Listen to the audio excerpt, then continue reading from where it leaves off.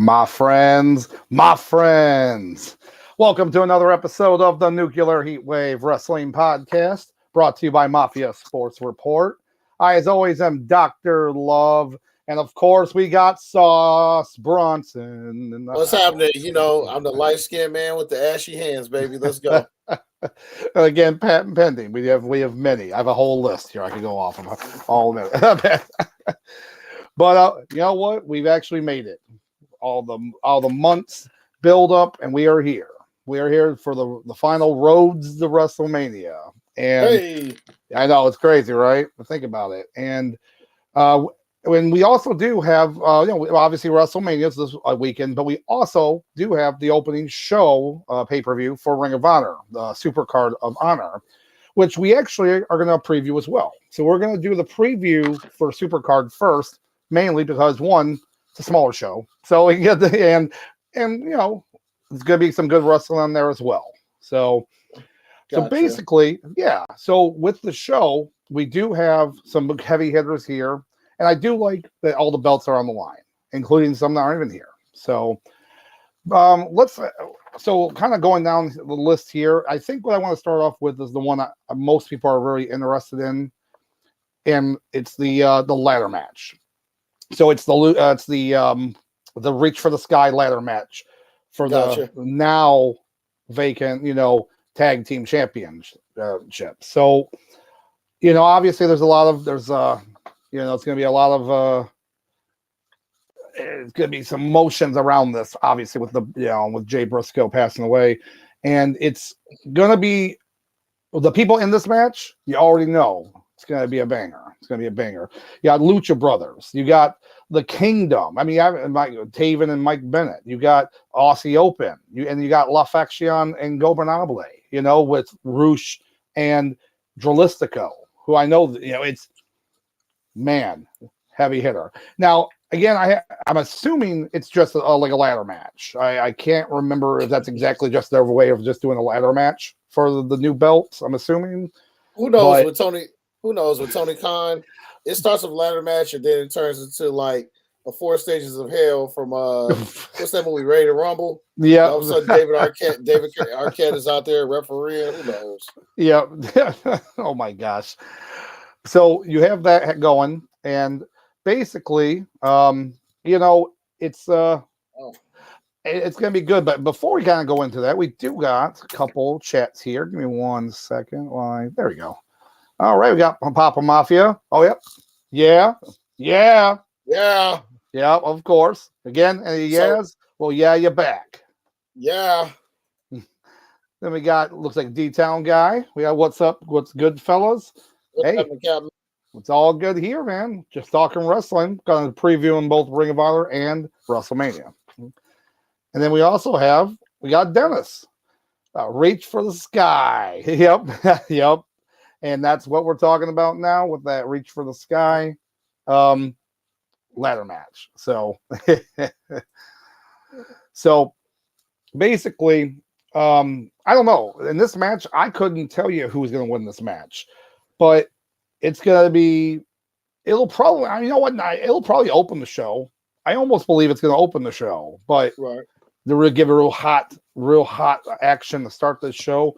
But you're going to see some flying moves. You're going to see some dangerous moves. You're going to see some frenetic action, you know, but you're going to see a good ladder match. That's all you're going to see. So this is going to be like an ADHD match. Watch.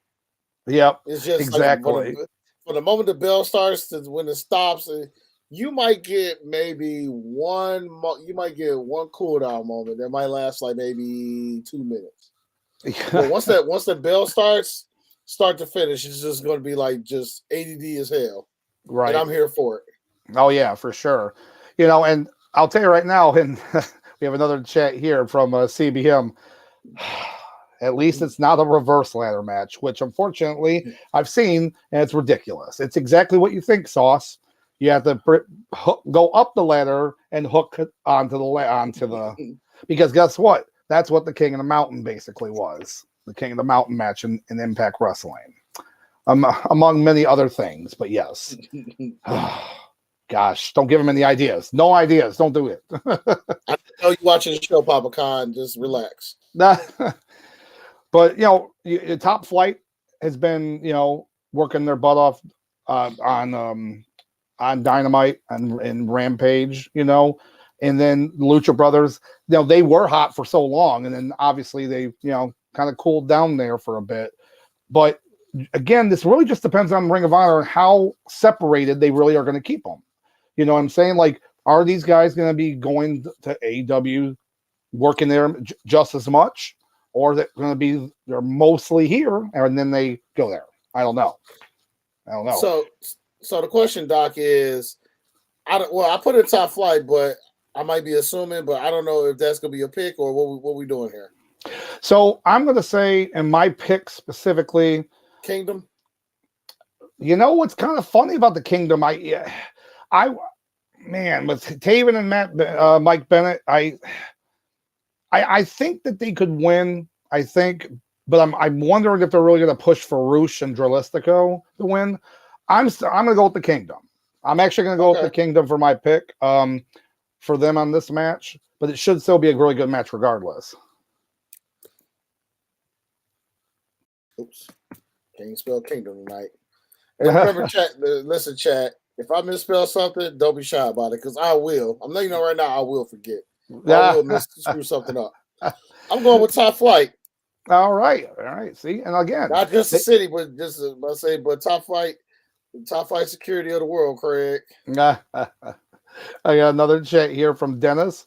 I'm putting my crippled pinky in the air as we speak because they the twos and I'm the minus sign. Oh no, you're doing it fair. We're doing it here as well, man. We got you. Hey. We got you.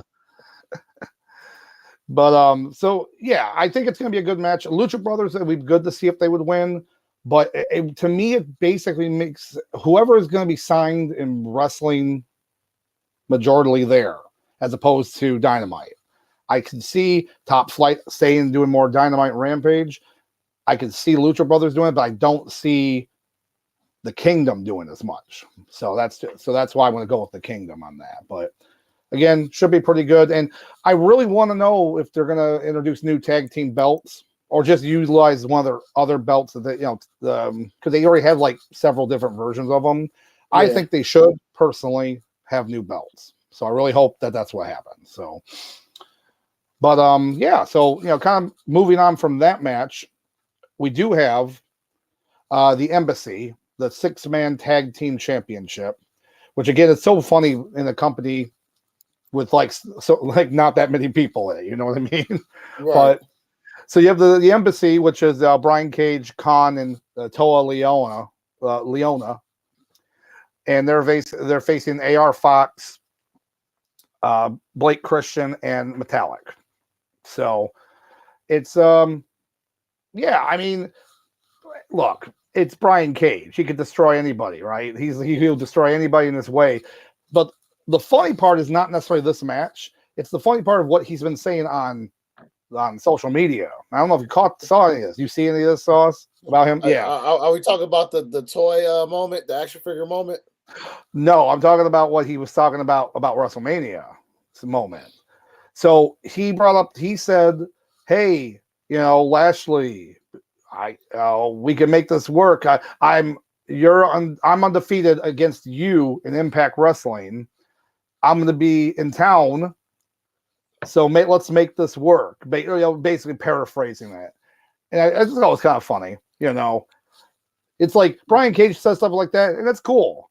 Ryback doing a little TikTok video of him saying, "I could beat anybody, these guys in the main event," and that's not even a joke. I ran across that. I literally ran across him doing I'm like, really? Are you a child? Ryan Reeves, are you a child? You and Phil go in the corner with Phil. Go in the corner with Phil. Yeah, it's too bad Ryan couldn't beat the mid card. No, not at all. Couldn't. Apparently, he was not hungry enough.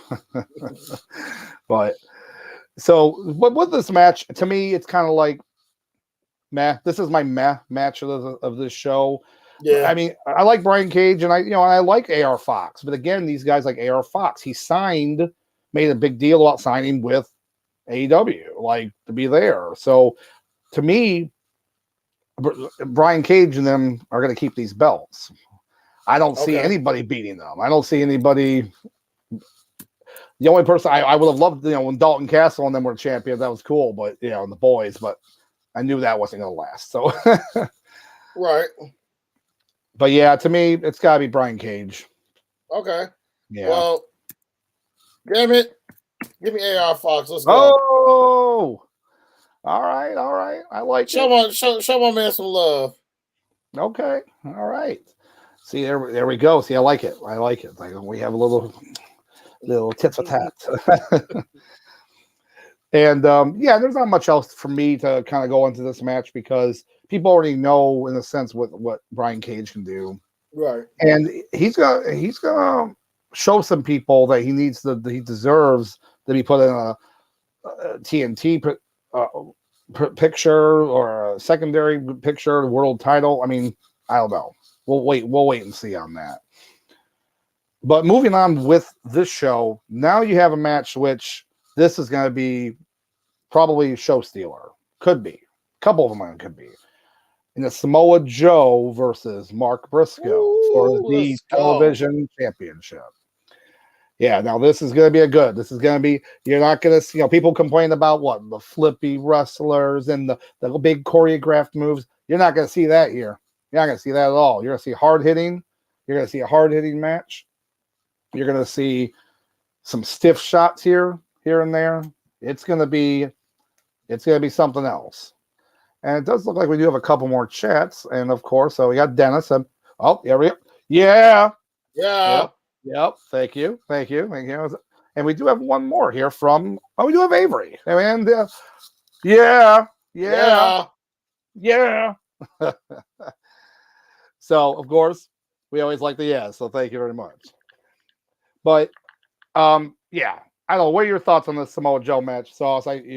Listen, let me tell you something. We got big sweaty meats versus dirty meats, and I'm here for it, baby. I am all here for this. Probably out of all the matches, the match I'm looking forward to is the headliner, but definitely this will be a match I'm definitely will have my focus and attention on. Yeah. It's definitely going to be this one right here because at this point, as much as I understand that Briscoe, he gave up the tag team championship, and then I was or whatnot. I'm just saying, Daddy Joe. I'm seeing him walking out with the gold still. Yeah, this one I'm kind of going back and forth on because the all the emotion behind everything would make you believe Mark Briscoe would win, but if I want Briscoe to win anything, I want him to win that world title. That's so. I'm gonna tell you right now. This match right here is where the crowd is going to be the hottest. Yeah, they're going to be hot. They're going to be real hot for this. I'm gonna say that it's. I'm gonna say Samoa Joe. I think Samoa Joe's gonna win. Yeah, I think it's. I think they could see this build up to something more. You know what I'm saying? That this could build up to. It could be more of a feud for it or anything like that. That's so. Oh yeah. Yeah, that's what I think. Oh yeah, give me what? Give me 2.5. No, I would say give me 2 months, maybe 2.5 months, and I'm going back and forth. I'm here for it. Just start a little program. I'm sure Joe will be down for it. I like it. Yeah, and you already know you're gonna get the nope moments from when Samoa Joe just walks off from the top rope thing. It's always the best. But yeah, it's gonna be hard hitting. It's gonna be some, as you so eloquently put, some good hard, some big sweaty meats being thrown around, slapped around. Once again, we gonna have sweaty meats versus dirty meats. One of the meats gonna be big. We gonna have one of them gonna be big and sweaty. The other one's gonna be past its expiration date. I love you, Briscoe, but you look like you haven't showered in months. But shout out to you. Oh man, it's like Walmart expired meat, man. Right there, you go. Tomahawk steak versus whatever the hell is in the back of that Walmart deli area. Let's go. There you go. You know what? There you go. I like it. Oh yeah, so that's gonna be a good one right there. But so moving on with the show, we do also have probably gonna be the sinker, but you never know. But your girl Athena, your girl sauce Athena versus Yuka Sakazaki for the Ring of Honor Women's Championship or Women of Honor, whatever they like to call it. But Women of Honor. Well, the old belt actually did say it. It was cool. It said Women of Honor, and it was WOH on it. It was kind of a cool idea. But one of the big important questions I have is, was this episode taped on dark before or before we see it? Because it's like every time you see a YouTube thumbnail, it's Athena is just right on the cover. It's like, what's the point of winning? What's the point of y'all winning these belts if y'all gonna do is put them on? Basically, as I call it, Sunday Night Heat on YouTube. Oh my God. No, it's worse than that. It's a metal. It's jacked or metal. That's how bad it is. YouTube metal. YouTube. Sunday Night YouTube. Velocity. So we got another chair here from Dennis. Tomahawk steak versus deviled ham sandwich. That's right. Let's go. Hey, some people like deviled ham sandwich. I'm just saying, but you're right. That's pretty much how I look at it. And we have another chat here from we got Chad in the house. Yeah. Yeah. But this pay-per-view is a sleeper show of the weekend. It will be a great show. And yeah, that's why we definitely wanted to talk about it. Because, I mean, obviously everything is going to be all about WrestleMania. But with this show being on Friday, you're going to be wrestling all weekend, baby. Wrestling all week here and then wrestling there. So, and we're here to cover it. We're here to talk about it. So, and that's the thing, it's like the original, because right before we started, Doc asked me, he was like, well, do you want to do the WrestleMania first, then we do Ring of Honor? And I was like, I feel like because it's WrestleMania weekend, everybody's going to be here for that anyway. I just feel, but I told Doc before we started, I just feel like ROH should definitely get some love first before Mania, because it's a big-ass show that we got to talk about. But I feel like ROH, because who knows, by night 2, we might be losing steam on here. And I don't think that's fair. I don't think that's fair for ROH. At least we start off hot with ROH. ROH deserves some love. Or not, listen, it's not our fault that that Papa Khan put this on the same weekend. Right. As Mania, but here we are. Exactly. So we definitely want to show, pro wrestling love to ROH first. Yeah. So, and here we are. Oh, but as far as this match go, I think the person who's really gonna win the match is all the people who take bathroom breaks. But so you want to put the toilet as the winner? And I hate to say that about these women, because Athena, it's like you let hindsight is 2020, and Athena look at where she would be at right now if she stayed with WWE. Yeah, she actually would be in a pick and be utilized. I mean, not so Well, with it Papa it, H it taking, is. Yeah. with Papa H taking over, like I honestly think she would at least have a decent role. Like she would have a more important, role, or at least somewhere on the card where she'd be relevant.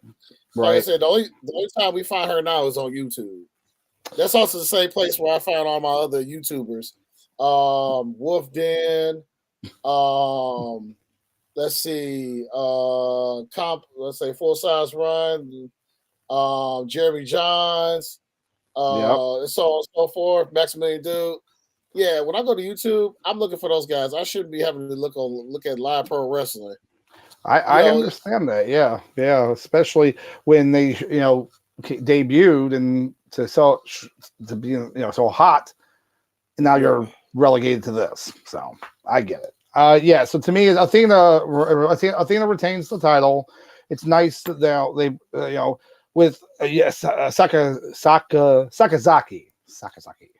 She'd been with the company for a little bit. Did a few different things here, Eliminator Challenge. She lost to Rio in a match and whatnot. Like she's been here because they're trying to like puff out more of that undercard of the women, but you got to utilize them better. I don't know. But Athena retains the title. What might happen though is someone might come in at the end of the match to challenge her, right. like a new signing, someone that I don't know off the top of my head who it could be, but just that might happen. So just I'm just we'll laughing see. at. I'm just laughing what your brother said. Yep, YouTube shotgun Saturday night, baby. Might need a shotgun after that. Watching the Athena match, I swear to God. listen, listen. She could do worse. They could throw Jay Cardell in there, and then Oh my God, So why? You know what? You know what? Fine, make her do it. Then she wins that belt. Then she wins. no, Then she gets all the belts. listen. Don't you book that, Ricky Bobby? Don't you book that on us? No, you know what they're gonna do? Mm. So, all right. Looks like we have another chat from Avery. So, what about the world title? I think Eddie finally gets the big one. Oh, we'll And get yeah, there. we're gonna Don't get worry. there. We're gonna give you our Don't worry. thoughts. Don't worry. We'll get there. Don't worry. Don't worry. It's gonna come. It's gonna come. Oh, oops. Hold on. Oh, you got it. All right. And then we have Dennis here, and he said for Naomi. So I'm not sure.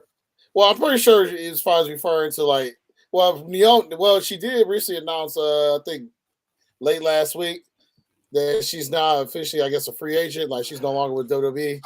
That's so the person that might run into that gets signed. Maybe think about Hey, that. I'm here for it. I'm here for it because that whole company, Papa Khan, definitely needs some more women's star power. Because the women that he has there, he barely doing anything with. So he gets somebody established. But I'm telling you right now, Trinity, if you come over there, you will be wrestling on YouTube Dark in about 3 weeks. We just let you know. That's so true. So I'm just letting you know, Trinity. Just be warned. Oh my gosh. So, and then see, we have another CBM. Yes. Oh my God. Sauce, have you ever watched this? Did you watch this match with Anna Jay and Britt Baker? Oh gosh. I'd say look it up, but don't obviously not now. But man, it was a train wreck beyond belief, this match. And it sucks because when you have people that are really good, Britt Baker, you can't do it by yourself. You got to, it's a tit for tat. You got to have, you got to have that workmanship with each other. You got to be able to work ring technician. You got to be able to work well. And that match, great. I'm just so sad now because that match is so bad. Oh my God. So, but yeah, so Athena, there we go. We're done with Athena. We had our chat from Dennis. Thanks, guys.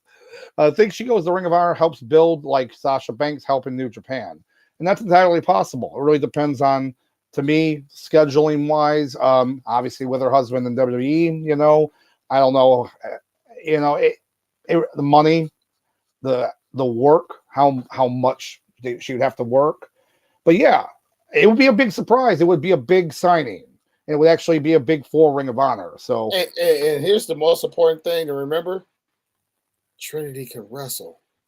Like she can actually wrestle. So Just remember that, Papa Khan. Papa Khan, you know, I know you watching this tonight, you Mark. Yep. And you, you're sitting here like, you guys keep saying my name. Hold on. Put that camera on me. Listen. She can wrestle, okay? Papa Khan, just remember that. Yeah. You listen. All right, we're gonna move on. We're moving on from this right here. So now we got into the Pure Championship match, which is with Wheeler Yuta and Katsuyori Shibata.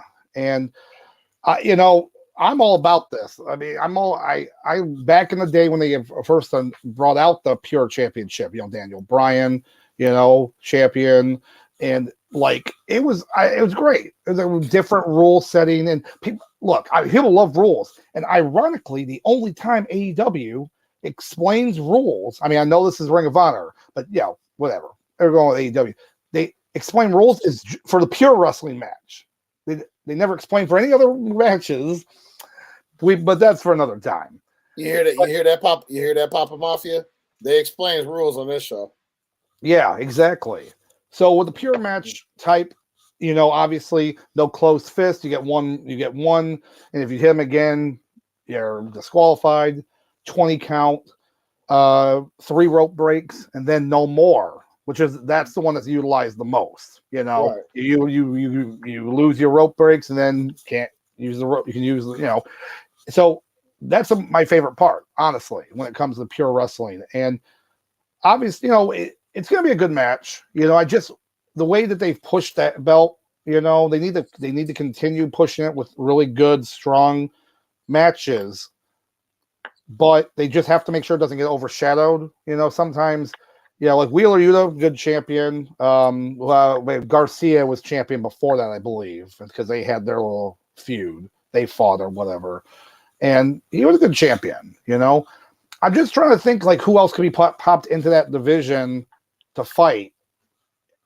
You know, not all the time, but they would be able to defend it regularly. So I don't know. I'd have to kind of think about it for a little bit, but I feel like there's a few people that could be in that division. Well, so I guess with me, like, go ahead, let Shibata go ahead, hold the strap, because at this point, Yuta is about, you know, I just don't see him realistically bouncing back and forth between ROH and they're coming back to, you know, AEW dealing with, you know, the Combat Club and whatnot. So, I mean, if anybody's going to do that, I mean, you already got Claudio doing that.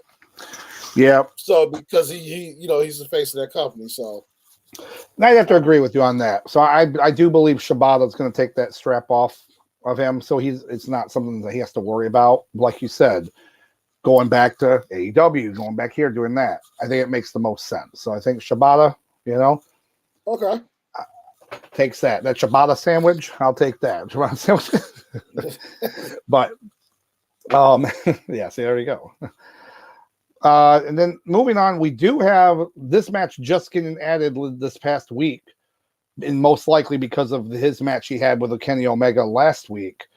But obviously with El Hijo del Vikingo versus Commander for the AAA Mega Championship. And I know a lot of people that don't watch wrestling as much were like, when they heard about this Vikingo guy, they're like, who the hell is this guy? You know, same thing happened a few years ago when Ricochet was on the Ricochet and Will Ospreay. You know, if you didn't really know wrestling, you didn't know these guys, but their YouTube videos, everybody saw who they are.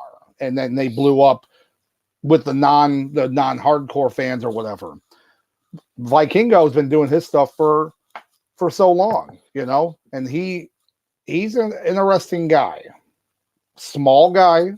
He's not big. He's not that big. He's extremely agile. He's very flashy. So here's the thing. He's very talented. Nothing against him. I like him. But does it go to the side of you're too much flash for like nothing? You know what I'm saying? Like he did his move. One of his signature moves is going over the ropes, doing like the whatever amount many spins and basically a senton. Yeah. We did that on the outside and smoked the back of his head on the ring apron. Almost gave himself a concussion. Yeah. And all I could think about is like, Like, you barely can hit your neck, and it's over. And like, not to try to bring up any kind of tragedy, but in Mexican wrestling, we lost a great wrestler. It was Pero Aguayo Jr. And it was a bizarre freak accident with Rey Mysterio Jr. He kicked him to go do the 619, and it literally like broke his neck. It was you can watch it on YouTube. Like it's not vicious. It literally looks like he barely kind of hit him, but it was that. So anything can happen. So the second I saw him when Vikingo hit his head, I was like, oh my gosh. But finished the match, all that stuff. I just think that like he has all these moves and he's doing all of them. Like it's like you're using every finisher you have built up in a fighting game. You have them all built up, and you have to use them all. You have to use every single one of them, even though you have the match won. So Doc, would you say that's just the style of the AAA?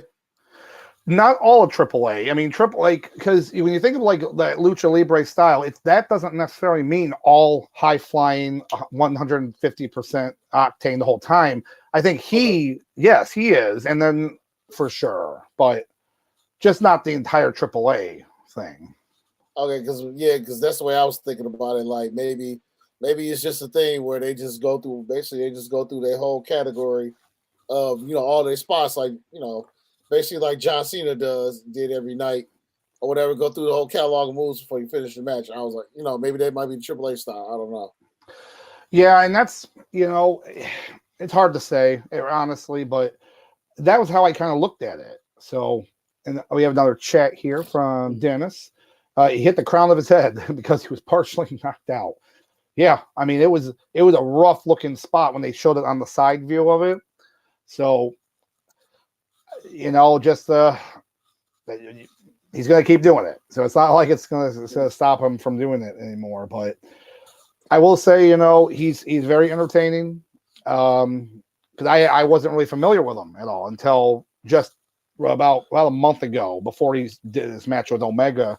And yeah, again, small guy though. Again, he's a small guy, and nothing wrong with, obviously there's a lot of great smaller wrestlers, but some people were like, oh, he'd be great in WWE. I'm like, no, he wouldn't. He'd be terrible.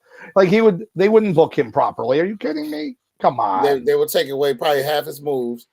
Oh, especially after that, like if he did that spot in NXT, oh yeah, Shawn Michaels and all them, they like, nope, you're not doing that move no more.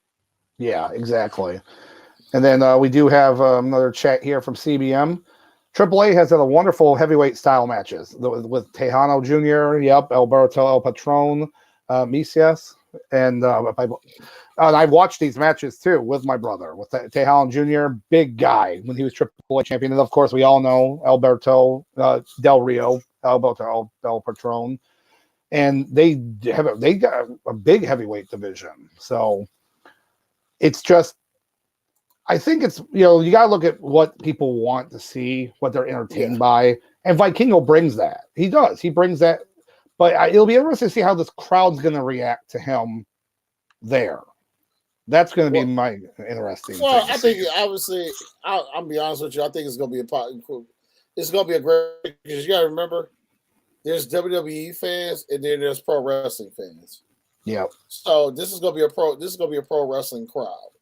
So yes, anything they can literally poop in their hands and throw it at each other, and they will and people will just be like, "This is awesome." This is all, So, which I'm not saying is a bad thing, but when especially modern day pro wrestling, when they just start thinking outside the box. I mean, look, we literally got a dude who looks like Luigi from Super Mario Brothers, who's literally out here trying to make pizza while he's fighting. That's all I'm saying. Yep. So if the pro wrestling audience can receive well to him, then as far as the Viking guy, as I call him, I saw that. Because if they respond to Luigi, they're gonna go crazy over this fella. So yeah, I have to go with Vikingo as well. I think that it's nice that they have this match added here for sure. So that's a good thing. And we have another chat here from we got Dennis. Speaking of NXT, you got to catch that last 10 minutes of the Rumble they had tonight with Nathan Frazier and Axiom. Well, yeah, look, I like Nathan Frazier when they did the match, what was this? The clock match, whatever they had, deadline. Yeah. He was in that. I was very impressed with him then. And of course, Axiom, the former A kid, he's great. Small kid, but he's got a good repertoire and proves you can put someone under a mask and it works. Him, it works. Scripts, not so much. Not so much when you put oh gosh, I don't know. That's just me. But yes, definitely have to. I always tried to keep them taped for the shows. So definitely catching that later. I know this is a little off topic, but between CBM and Mr. Smith, I would like to one day we just do like a podcast episode, kind of like a round table of just whatever subject, whatever's going on. Just have a round table with some of these great wrestling lads from downriver. Just have like a 2-hour just round table. I'm fine with that. We'll make it. Hey, we're gonna make it work. We'll book it. I'll book it. We got this. So I've said on there for Vikingo as well. Yeah, so we're good. Chad, we got another chat here. Don't sleep on Commander. He's also amazing. And again, coming from the one that wasn't very familiar with him, I'm excited to see this match for that reason. So I can't wait to see it. Honestly, it's gonna be a good show. I just think booking wise, because he just had he just lost. So Tony Khan just brought him on to AEW. The world just got to see this guy. Of course, he had to do the job for Kenny. I don't see him taking 2 losses in a row. So as far as obviously Commander probably do his thing, but I just don't see Tony Khan bringing in a guy that's basically going to do 2 jobs in 2 weeks. No. Exactly. So that's the only reason I'm saying booking wise. That's why I'm going with the Viking guy. Or I'm gonna call him El Vikingo. There you go. Oh, that's cool. I like it. Then maybe he could be part of the El Viking Experiencio. Hey. Oh God, I hate myself for saying it. Oh, I made myself sad. But anyway, so we'll move on now, Avery. Now we can talk about the main event of this show, where you have Claudio Castagnoli, Ring of Honor champion, versus the Mad King, Eddie Kingston. And yes, I personally believe Eddie Kingston can win this belt and will win this belt. I do. I think it's going to be a hard-hitting. Again, remember we talked about earlier about hard-hitting matches? This is going to be another one right here. Oh, both their chests is going to look like red meat, like raw meat after this. Oh yeah, it's going to be. Again, it's kind of like your analogy earlier. You have sculpted marble Cesaro, Claudio versus like paper mache, but looks pretty sweet. Eddie Kingston. That's not the best analogy, but it's more like graffiti on a dumpster, right? Looks pretty cool graffiti, but it's on a dumpster. So it's still pretty strong. I think Eddie Kingston's going to come out there and he's going to show us something there. And I think he deserves the world title. And by doing the Ring of Honor one, you can set up for a storyline there. I know Claudio giving him the belt, he deserved it. Of course he does. But because they're doing so much with AEW, it makes more sense to, Eddie Kingston's not really doing anything right now in AEW, right? I quit AEW. Go to the Ring of Honor. That was the whole point of the story. Storyline. And shout out to Eddie, him going to ROH, I think it's a solid move too. Bring some more star power over there. Oh yeah, for sure. I mean, when I saw it was Eddie Kingston for that, I was like, this makes sense. I'm all about it. I would have almost liked it being kind of a specialty match, I don't know, but I'm fine with it like this. I like a no holds barred match just to have it no holds barred. It doesn't have to get crazy, but just to have the idea that there's not a weird screwy interference finish or something like that, which no one wants to see that. As long No as one like wants to see that. don't give me a count out. Just have even if they out there for like even if they're out there wrestling for like 5 minutes out there, don't give me no count out. Just let them let those men slap each other's sweaty meats just all over and just let us bask in it. That's all I'm saying. There you go. Yep. I agree. I agree with that. So, but as what I said though, I'm going with Eddie Kingston for sure on that. So, yep, I think he deserves it, and it could just set up for a feud, anyways. He wins it, and then it could set up for a future feud. I know, even though I just made a comment about Claudio and going back and forth or whatnot, but honestly, I think because it to me, it just doesn't make sense for King Eddie to just quit AEW and then go over here just for him to lose. That's exactly, he made that whole point to do that. I feel like this is the reason. You're going to be champion. You're going to be like what we're looking at as kind of Ring of Honor, and yeah, I think it'll work. I think that's. But it looks like we do have another chat from Dennis. I like how they're building on Ring of Honor, especially if they add Naomi plus Kingston plus Claudio for a few months. It's only helping some get you talent. Yeah, absolutely. I mean, when they announced that they bought Ring of Honor and then they were like, we're going to start Ring of Honor, and then they didn't have any people. Like, if you looked at their like list of like wrestlers, there's like the champions and then like at the time, the Briscoes, and then it was like, oh, okay. All right, where's the rest of the wrestler? You're going to start a show. You have to have some. Well, at this point, I mean, they got like, shoot, he damn near got over 100 wrestlers working. You might as well throw something over there, ROH. Well, look at here's a good point. Look at you. We talk about Dark all the time. Why aren't some of these Dark guys over on Ring of Honor? Put them on the Ring of Honor TV. Like they now do that every Thursday now, I believe, on the Honor Club thing. Yeah. So it's like, why are these guys not on there? Utilize them in a different way, It's all coming from the money's the same place. Just saying, your checks, whether they say AEW Ring of Honor or they say some other subsidiary that Tony Khan uses, who knows? I don't know. Right.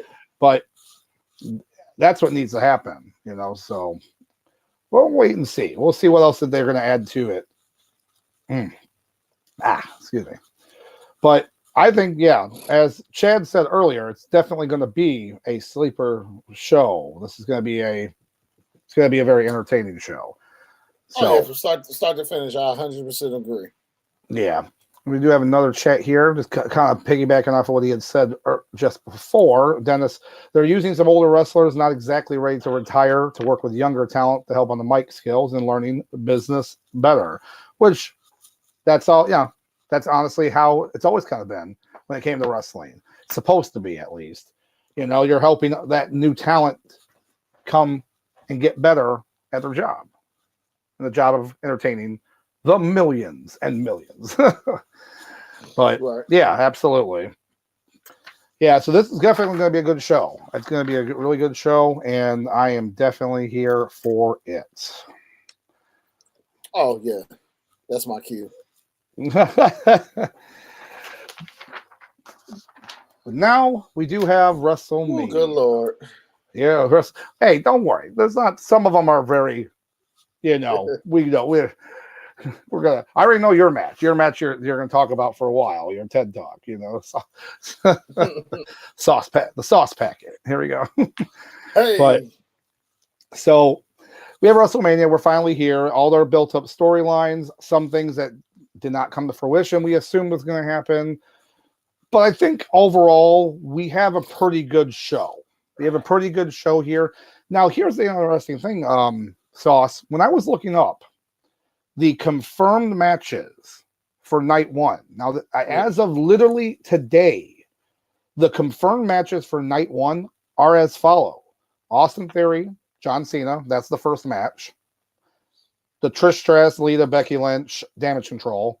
Brock Lesnar, Omos. And both women's titles are confirmed for night one. And I kept reading that saying that doesn't make sense. Why would they put both women's title on the night one? So we're going to take that with a grain of salt. I know I read it on 2 different sites that's confirmed. To me, it seems a little weird. Seems a little what so we're still just going to go over everything, but I read that, thought it was a little odd. So as we start, though, I will definitely say the match that I think that will be a show stealer has to be Logan Paul versus Seth freaking Rollins. And I'm telling you, I think, I don't know. I think Logan Paul's already proven himself in 3 matches? He's had 3 matches in WWE. Every time he steps in the ring. Yep. And this guy, he just goes, man. He just, I don't know. It's hard to explain. Like, he actually, like we talked about before in the past podcast, he wanted to learn the business. He learned it. He got in good shape for it. And he looks good doing the moves. Yeah, he blew out his knee, at the Clash of the Castle, I believe, or not Clash of the Castle. I'm sorry, the Crown Jewel. That's it, Crown Jewel. Yep. But it was still a great spot, though. I mean, he finished that whole match. It was insane. Oh my gosh! So, just like knowing how much of a workhorse Seth Rollins has been. I mean, 2022, he may have lost the most matches, or like second most lost matches, but he looked great in those losses and made people look good in them. Like, he pushed those storylines further. The Cody Rhodes feud, by itself, every feud he was in, and then he elevated the United States Championship along with Austin Theory and Bobby Lashley, and how that belt kind of was going around. Like, so this match, again, has a chance to be a show stealer for sure. Absolutely. Yeah.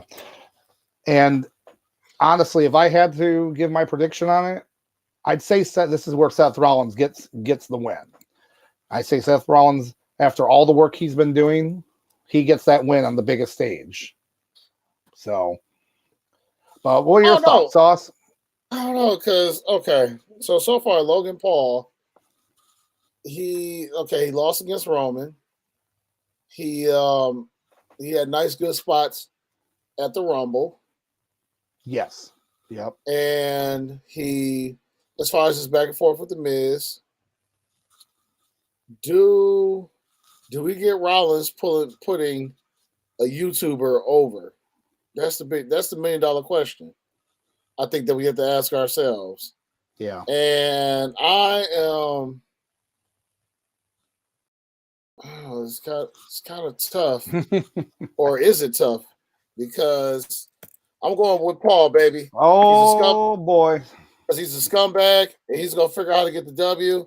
And that's all I got to say about that. Oh, yeah. He plays it perfectly, too. He plays the heel perfectly on that. So it's, Because I'm, it's like, as far as booking, like, you got a guy from the outside. How many times he's going to lose? Right. Especially now, I will say, if you want to say Rollins wins, you could say he wins because of DQ.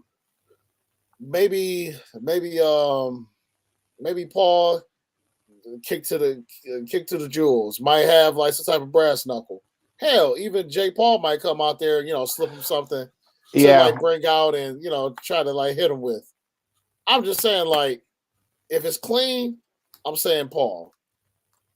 If it's not clean, if it's DQ, then obviously technically Rollins gets the win. But right now, I'm going Paul. All right. Yeah, you made a good point there. His brother's going to be there. His entourage, they're going to show up, and they're going to something like that's going to happen.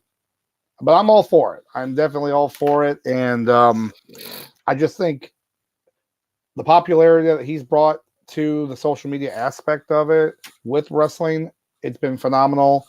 He's learned the business. He owns the buckshot lariat now. That is his. It's like, this is mine. Adam Page, no. CM Punk, absolutely. You never had it.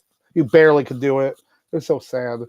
Listen, when Adam Page does it, he just calls it the Logan variant. The Logan. Yep.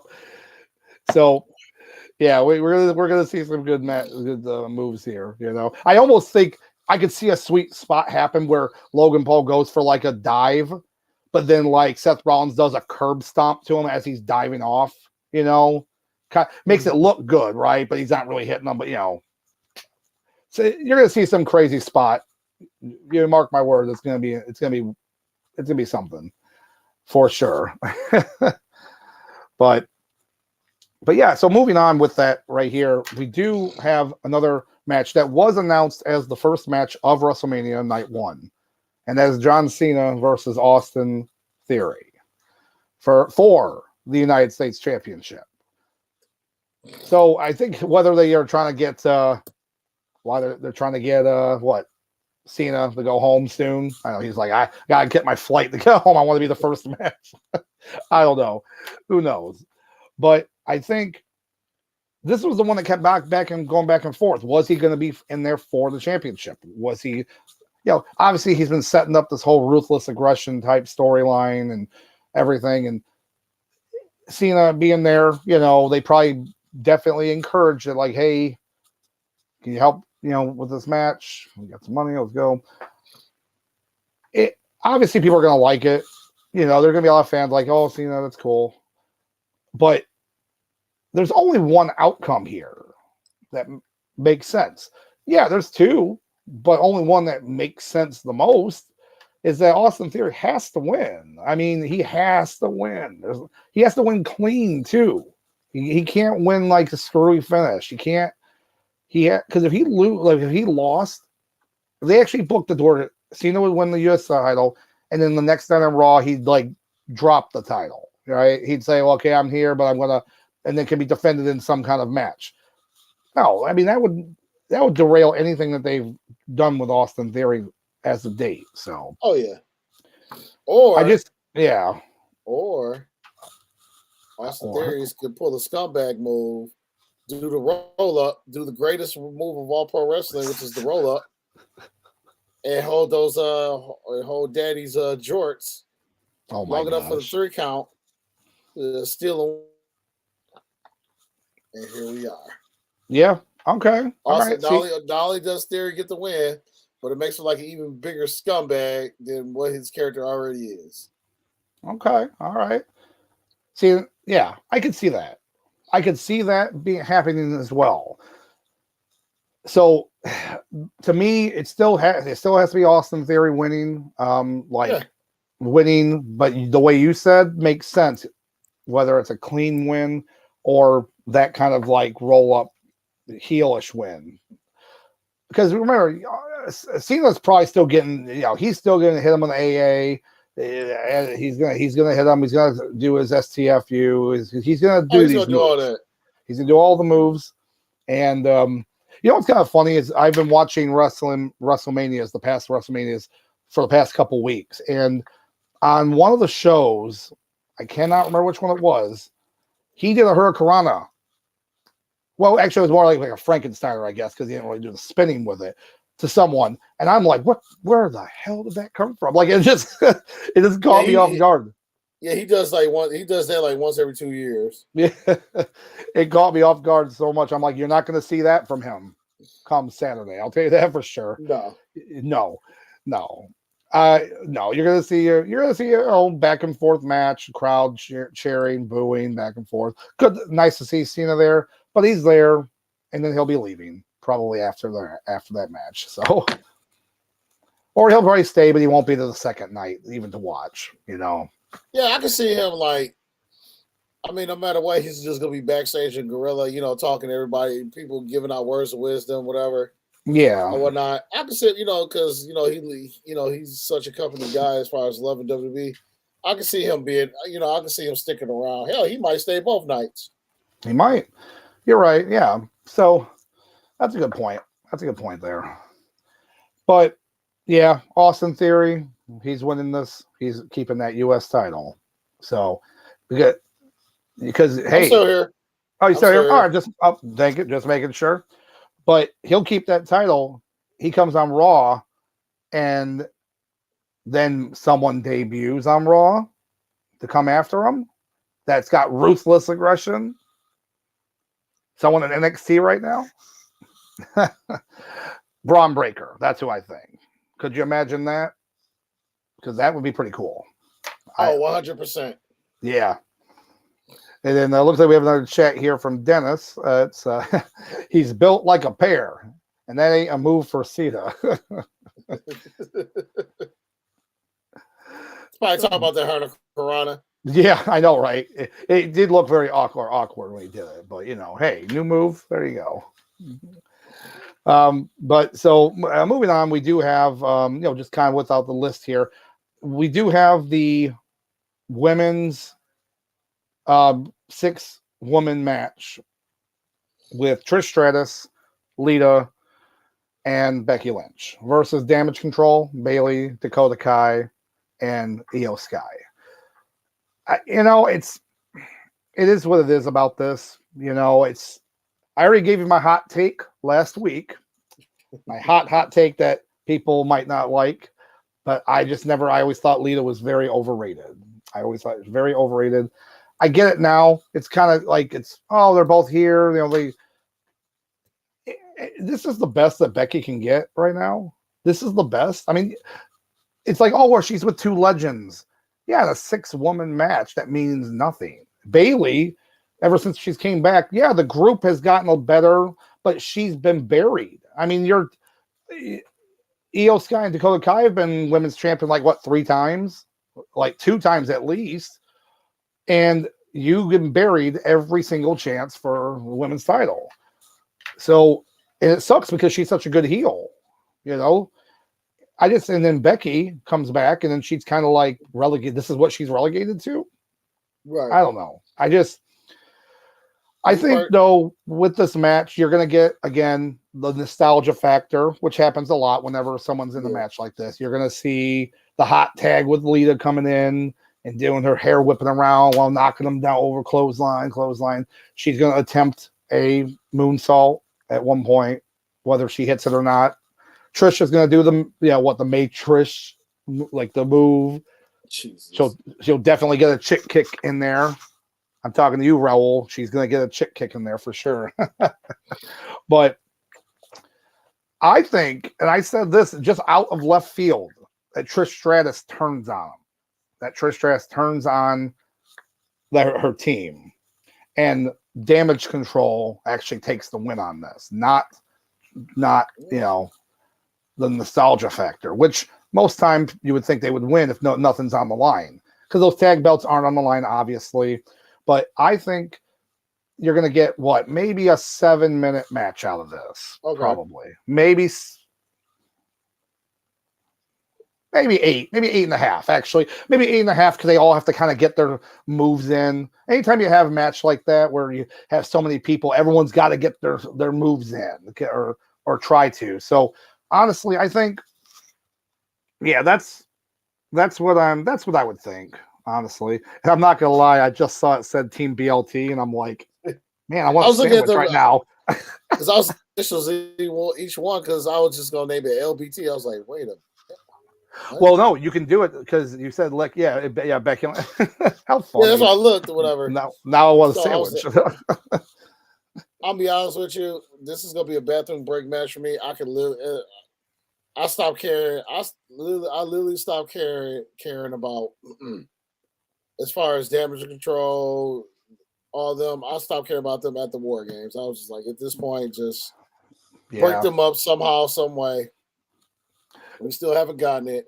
They're basically just out here to just job. At this point, to me, they're just here to job. Right. Especially now that Damage Control, they got the tag belt, so they're just there to job at this point. I know. When it comes to Papa H, all his ideas can be winners. It's definitely one of them that was not a slam dunk. And we do have a chat here from Dennis and puppies, man. And Jerry Lawler's, hey, guess what? I like puppies and I like puppies. Who doesn't? Come on. So, right. And we also have CBM on here.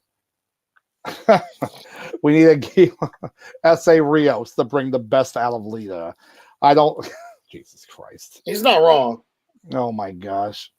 Unless we're getting a live sex celebration with Edge, and then I don't know. So, Hey, hey, did you yeah, notice that people liked Lita a lot during that time with Edge because what?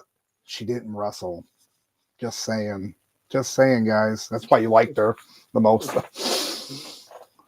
Yeah, bring on the heat. I like it. Bring on the hot takes. Let's go. But yeah. As far as this match, I literally could care less. This would be the match where I'll probably be in the bathroom, or I'll just start talking to other people in the room or in the house. Yeah, I literally do. Like I'll see Trish, I'll see the beautiful goddess known as Trish Stratus, grace her presence, grace us with her presence, to us, peasants of the wrestling world. well, of To course, for her to come down to the ring, and we just say we are not worthy. yeah. We are not worthy. We are not worthy. Well, Yeah, I'd say yeah. I would say that to Mickey James personally, but that's just that's my personal opinion on that one. So, but I had to say it's for a CBM with punt the baby. It's Why do we have to get? fault. It's not my fault. Yeah, but other Come than that, on. I bet you, I'm letting you know right now. Spoiler alert, ladies and gentlemen. Probably this rating is probably gonna get the booty cheeks rating. So I'm just letting you know right now. Yeah, I could get Shockmaster. Yeah, for sure. It won't So be that bad. we'll see. Oh yeah, I forgot. Booty Cheeks is the one right below it, above it. Yeah, that's technically got 1 star. 1 star. Gotcha. All right. Let's see what we have here. So yeah, definitely moving forward at that point. Well, we're gonna go into another winner here. Let's just get it out of the way. But obviously, the one match that everyone was begrudgingly thought was like, ugh, is Brock Lesnar versus Omos. All right, let's just do it. So, look, what kills me about this is the idea that Gunther was going to maybe face him when they did their little stare off and Royal Rumble. I'm happy with what Gunther's got now, so I'm not mad about that. But It's almost like Omos has in his contract that he has to be at WrestleMania because he was been at the last 2 WrestleManias he's wrestled. So you know what I'm saying. So it's like, does his contract say he has to be at WrestleMania? Maybe that's why they had to put him in here. Lesnar, and that was because of Vince. And that's why when this match got announced, everyone lost their collective shit because they thought, well, Vince is back in charge. Vince must be back in charge because this would have never happened. It's like, unless it had to happen because of contract and contractual obligation. I could absolutely see Brock Lesnar have it in his contract that he has to wrestle at WrestleMania and get the payday. I could see that. That's not even a question. So if they signed Omos to some kind of like big, not as big as a Big Show deal like he did way back in the day where he was getting like $1 million a year for something like crazy like that. But it was yeah, I don't know. Like I said, we're gonna have our bets for our nice little game for the coveted Tomato Fountain Championship right here. But we're gonna definitely have the prop bet of how long this match is gonna be. Without going over your guys' opinions. How long do you think this match is going to go for? From bell to bell. 7 minutes. Right? Am I doing math correctly? Yes. All right. Is that what you think, Sauce? Oh, two. Oh, okay. I'm saying 6 minutes now. 6 minutes. Gotcha. Okay. All right. See? So I think I've been going back and forth on this, and I still might change my mind when it comes to Saturday. But as of now, I'm going to say 5:37. 5 minutes and 37 seconds is how long this match will go. This guy. That's this guy. And then we do have another chat here. We got Big O. Fellas. Yeah. Yeah. Omos. Smash. Yeah, he is like a gargantuan Pokemon just come out. Omos, I choose you. Oh my gosh. Omos. I know. Oh my gosh. So we do have a couple other people in here with their predictions. And it looks like I didn't know if you were writing those down. Okay, yeah. Give me, yeah. Oh, no problem. Nope. Oh yeah, I got y'all. So I'll tell you what happened yesterday while you're doing that. So they had like a weigh-in on Raw, and they had like the old school like scale, and I'm sitting here like, why do they have the scale big? And of course it's because they did the spot where he picks up the scale like he's gonna hit him with it, and then Omos is like carrying the scale. I go, you know what? One person carried the scale around, and that was Crash Holly. He's no longer with us. Rest in peace. May rest in peace. So that's bull crap. Omos, put the scale down. That's all I could think of. That's literally all I could think of. Like, so yeah, they're doing the weigh-in or whatever. Omos at 400 pounds or whatever they said he was. I don't know, but yeah, we got some good times here though. Looks like we have CBM with 452, and then we got Dennis with 631. Yeah, these are gonna be close. These are going to be close. And you know what's so funny is we did the same thing a few years ago when it was Brock Lesnar Goldberg, their rematch or whatnot, and it was to the second. I think I got it to the second on that one, and it was nuts because we were all like, "Finish him! Get the pin!" The 3 count. So yeah, so look, those are some good times right there. I like how everybody just cherry picked off my 6 minutes, but okay, I see. It's all you said 7 at first, so I was going with my own sauce. Don't get sauce, you get saucy. I see. Listen, I started with 7, I finished with 6. That's what she said too. That's okay, watch you mess around and it'll be 5 minutes and 37 seconds again. I know, right? Oh, looks like Big O says 5 minute flat. All right, 5 flat. All right, we got some good ones here. I like it. But as for the match, see, this is more entertaining, right, than the match, because that's exactly what it is. We're going to be checking during this match, like, get the time. Obviously, the big spot here is that Brock Lesnar is going to win this match, and he's going to do the biggest F5 ever. That's the whole point. Like, I think when he did the F5 for the Big Show back when they had their feud, then that was more impressive than what he'll do to Omos, personally. But they're going to see Omos take the F5, and then it's over. You're going to see some pick him up and choke him. You're going to throw him around. Just it's a waste. It's a waste because at this point it's such a waste that why we couldn't get the real Lashley Lesnar match, right? Why couldn't we get that? But then this Omos match, it's ridiculous. It's ridiculous. And I'll tell you right now, is that the built-up storyline with the Hurt Business might finally come to fruition now. Whether it's at WrestleMania or on Raw, it's finally going to happen with that. Because Lashley right now is relegated to the Andre the Giant Battle Royal on SmackDown.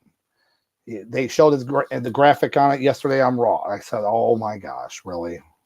Really? Doesn't mean he won't be at WrestleMania, but obviously with Bray Wyatt, they're not saying that he's going to be wrestling. So, here's what I'll say right now. I know it's a little off topic, but we don't have much else to talk about in the Lesnar match. If Bray Wyatt tries to show up and do his little shtick, I'm not going to be happy at all. No. Because if you could do all your thing, you can wrestle a match with Lashley at WrestleMania. Or anybody. But don't waste all this time for doing your whole shtick, and you're not. It's kind of like when you're younger and you're sick, you call off, you don't want to go to school, but you're sick, and then you can't do anything fun at night because you're sick. Yeah, you can't have it both ways. You can't be like, I'm going to still do my stuff. No, that's what I'm saying. But as for this match, Lesnar wins. Yeah, there's but Sauce with the swerve with Omos. What? Okay, Sauce. Okay. I'm just saying at this point, I mean, we've seen Brock do the job for several folks before. And at this point, Brock probably, I think what happened, Triple H and Brock, they came together. And originally, Brock was probably not going to do WrestleMania. He was probably like, "Listen, Triple H, you got SummerSlam out of me. That's going to be about it." But and then he did a few more times. He probably just told Triple H, like, listen, I'll do business with you. This probably be the last time in a while. It's WrestleMania. I'll take my payday. Just give me whoever, make it work, so I'll go home. And yeah. All right. Well, that's going to be Because interesting to see. Yeah. If let's say if Omos does win, then the Hurt Business come back together. That's going to make the reunion of the Hurt Business that much better. Because then you got, because me personally, this would be almost the equivalent of Brock beating Taker. Because even though Brock didn't need that win, it just helps cement him as just like God status. Yeah. And I think Omos, if done right, if both right as far as this match, I honestly think that this will put Omos in a spot where he just, obviously he don't really have to talk. He just does his thing and he just becomes just makes him become like an actual threat. Yeah. Okay. So, yeah. All right. You know what? I can actually see that too. I can actually see that working, especially if the Hurt Business comes back together, for sure. Yeah. Looks like we got chat hearing from CBM.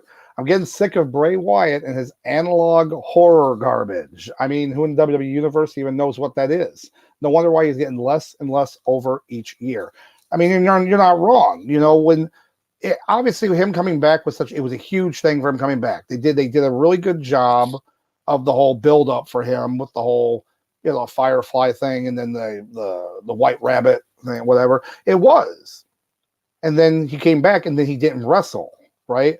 We all thought he was going to come back and wrestle at Survivor Series. It was already kind of a built-in storyline.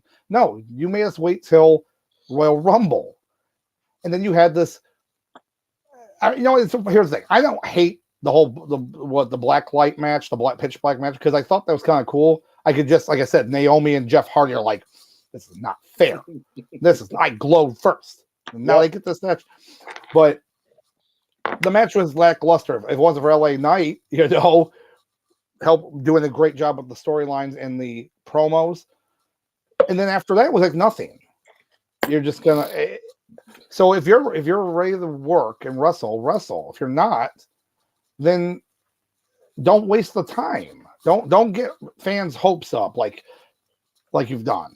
It's insane. It's insane how fans' hopes are so elevated, and yet it's like that's why I'm mad if he does something at WrestleMania and waste the time. That's fair.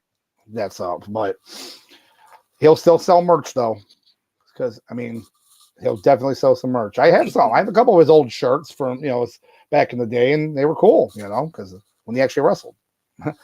And actually, as with WrestleManias, I just watched his match with John Cena, his actual match, Bray Wyatt's first match at WrestleMania. So I think it was 29. Yes, right. 29. And it was a good match. Good build-up storyline. It was like, oh man, he was actually wrestling. That's cool. But anyways, so you got Omos. I got excuse me. I got Lesnar, and we got our times. We are good to go. So so we'll move on to let's take a look here. Try to see what we want to jump into. Let's go to this match here because the build-up for this match has been great, and they finally confirmed it now. But we have Rey Mysterio versus Dominic. And talk about storyline where they did not waste it. When he turned on him at Clash of the Castle, they did not just immediately throw it into a storyline, right? They didn't immediately say, hey, you're going to face him in a month or two or whatever. No, they moved Mysterio off of Raw and put him on SmackDown. So they would separate him even more, knowing that they're going to keep up the storyline. Really the storyline is all about Rhea Ripley, though. Because Dominic still, he's gotten better. He's gotten a little bit more shape. His character, he's gotten a lot better. That inner Eddie Guerrero. So, and it's it's just something though, right? It's something seeing an evolution of a character and a wrestler. But what's actually been so cool about this is the social media aspect, where all the holidays, all the stuff, all the special events, and they keep Ray, I'm not fighting my son, and all this stuff. I'm not doing that, and it was good long-term storytelling.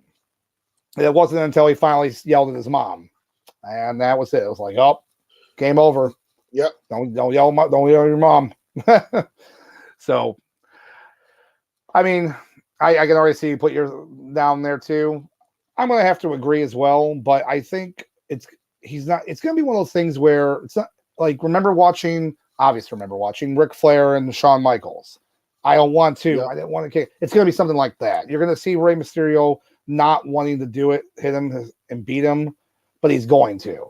You know, he's gonna beat him, and the outcome, I don't know what the outcome is going to be, because is Judgment Day going to be there? You know, are they going to be, I think this match is going to be on a separate day than Edge and Finn Balor for that reason. You know, Balor's going to have to get ready for his match and everything with the demon and all that kind of stuff. But, so yeah, here's the thing: is Dominic Mysterio versus Rey Mysterio? I just put Mysterio. Oh, I didn't even notice that. I guess you did say that. Oh, okay, all right. So, what are your thoughts then, Sauce? My saucy friend, Ray. So I put Mysterio. I just want to see if you catch it. You got Ray. I got. Oh, Dum. There we go. Okay, all right. You know what? The reason why I got Dom going over, because I feel like right now he's finally found his stride in WWE. He is basically he's basically the scumbag heel, or as we say, he is the chicken shit heel, and he is so great at it now. Yeah, like he finally has found his mark, and I feel like he's going to do something to like screw over his dad or whatnot, and he's going to somehow. It's not going to be a clean win. It's not. It won't be a clean win, but he's definitely going to. It's going to be some type of like something illegal he's going to do to get that victory. Yeah. I can see that. Looks like we do have a couple chats here. We got one from Big O. Daddy Ray lay the smackdown on Dominic. I'm torn on this one though. And then we also have one from Dennis. Dom is not in shape. His shape is that of a potato. And I do like the potato emoji. Like watch how like Dom is gonna he's gonna spend like the first 2 minutes, being on cowardly high between the ropes and just out of the ring, roll out of the ring, roll out of the ring. It's gonna be like cat and mouse for like the first 3 minutes. Yep. Yeah, for sure. I think they'll give him like probably 12 minutes, 13 minutes for this match. I think it'll be. I'd say. I can say maybe 15. Yeah. With everything together on it, yeah, I think it might be 15 now. I think because Judgment Day. Well, I would say at least Damian Priest. Well, depend. I guess it all depends on like where the. So let me ask you a quick question: where, are the women? Is Charlotte hosting? Is Charlotte closing night one? They haven't confirmed it yet because the reports initially were first stating that the Usos versus Sammy and KO might close night one. Then that changed. Well, then it changed to possibly being Charlotte versus Rhea Ripley closing night one. But right now, it has not been confirmed yet. No. Because basically, I'm wondering, because you might see Rhea as well, but all depends on when their match takes place and one night. It all depends on how they book the match. Because I can see as far as Rhea, like before, I can see her like maybe obviously before her match she comes out and does some type of interference. David Priest is gonna be out there because he has nothing else to do. Exactly. Yeah. So I can see Ripley out there as well, trying to cause havoc because somehow Mama Mysterio is gonna get involved and whatnot, and Mommy is gonna be there to try to like counterbalance that. I think it's just however they, as far as the minutes, I feel like it go between 12 to 15. And it's all about when they book this match and when they book Ripley's match. Exactly. Yeah, that's a good point for that. And we got another chat here from Dennis. We have Eddie chair shot trick. Even though that got over more with the fans, I could totally see that happen. There's a nice homage right there. That I could totally see that happening. I'd mark out for that. I'm not gonna lie. Actually, I mean, Dennis might be onto something. They might do it where Dominic like somehow screws his dad over, gets the win. Just like, aha, yeah, I beat you, Dad. And then somehow Ray, he gets the win. Then Ray is the one who ends up on top at the end. As far as beating the son up after the match. Yeah. Or I mean, not necessarily beat him up, but like, he'll give him to a 619 or whatever, and go from there. Now, do you think that Rey Mysterio is going to be wearing a superhero type or costume? Yes, yes, he is, because that's why he's going to lose. Because every time we're a superhero, he loses. Yeah, I mean, it's so funny because, again, watching these WrestleManias and such again, the only time he ever won was when he beat JBL. And he was dressed up as Joker. And he wasn't even a hero, it was Joker. But yeah, he was Joker. And he beat JBL in like, 30 seconds or something or whatever for it? Yeah. But I always remember that, though. Literally, every time he dressed up, every time. Daredevil at WrestleMania, I can't remember, 19, I believe. He fought good opening match with Matt Hardy. Daredevil, lost. Yeah, it's the Daredevil. Captain America, lost.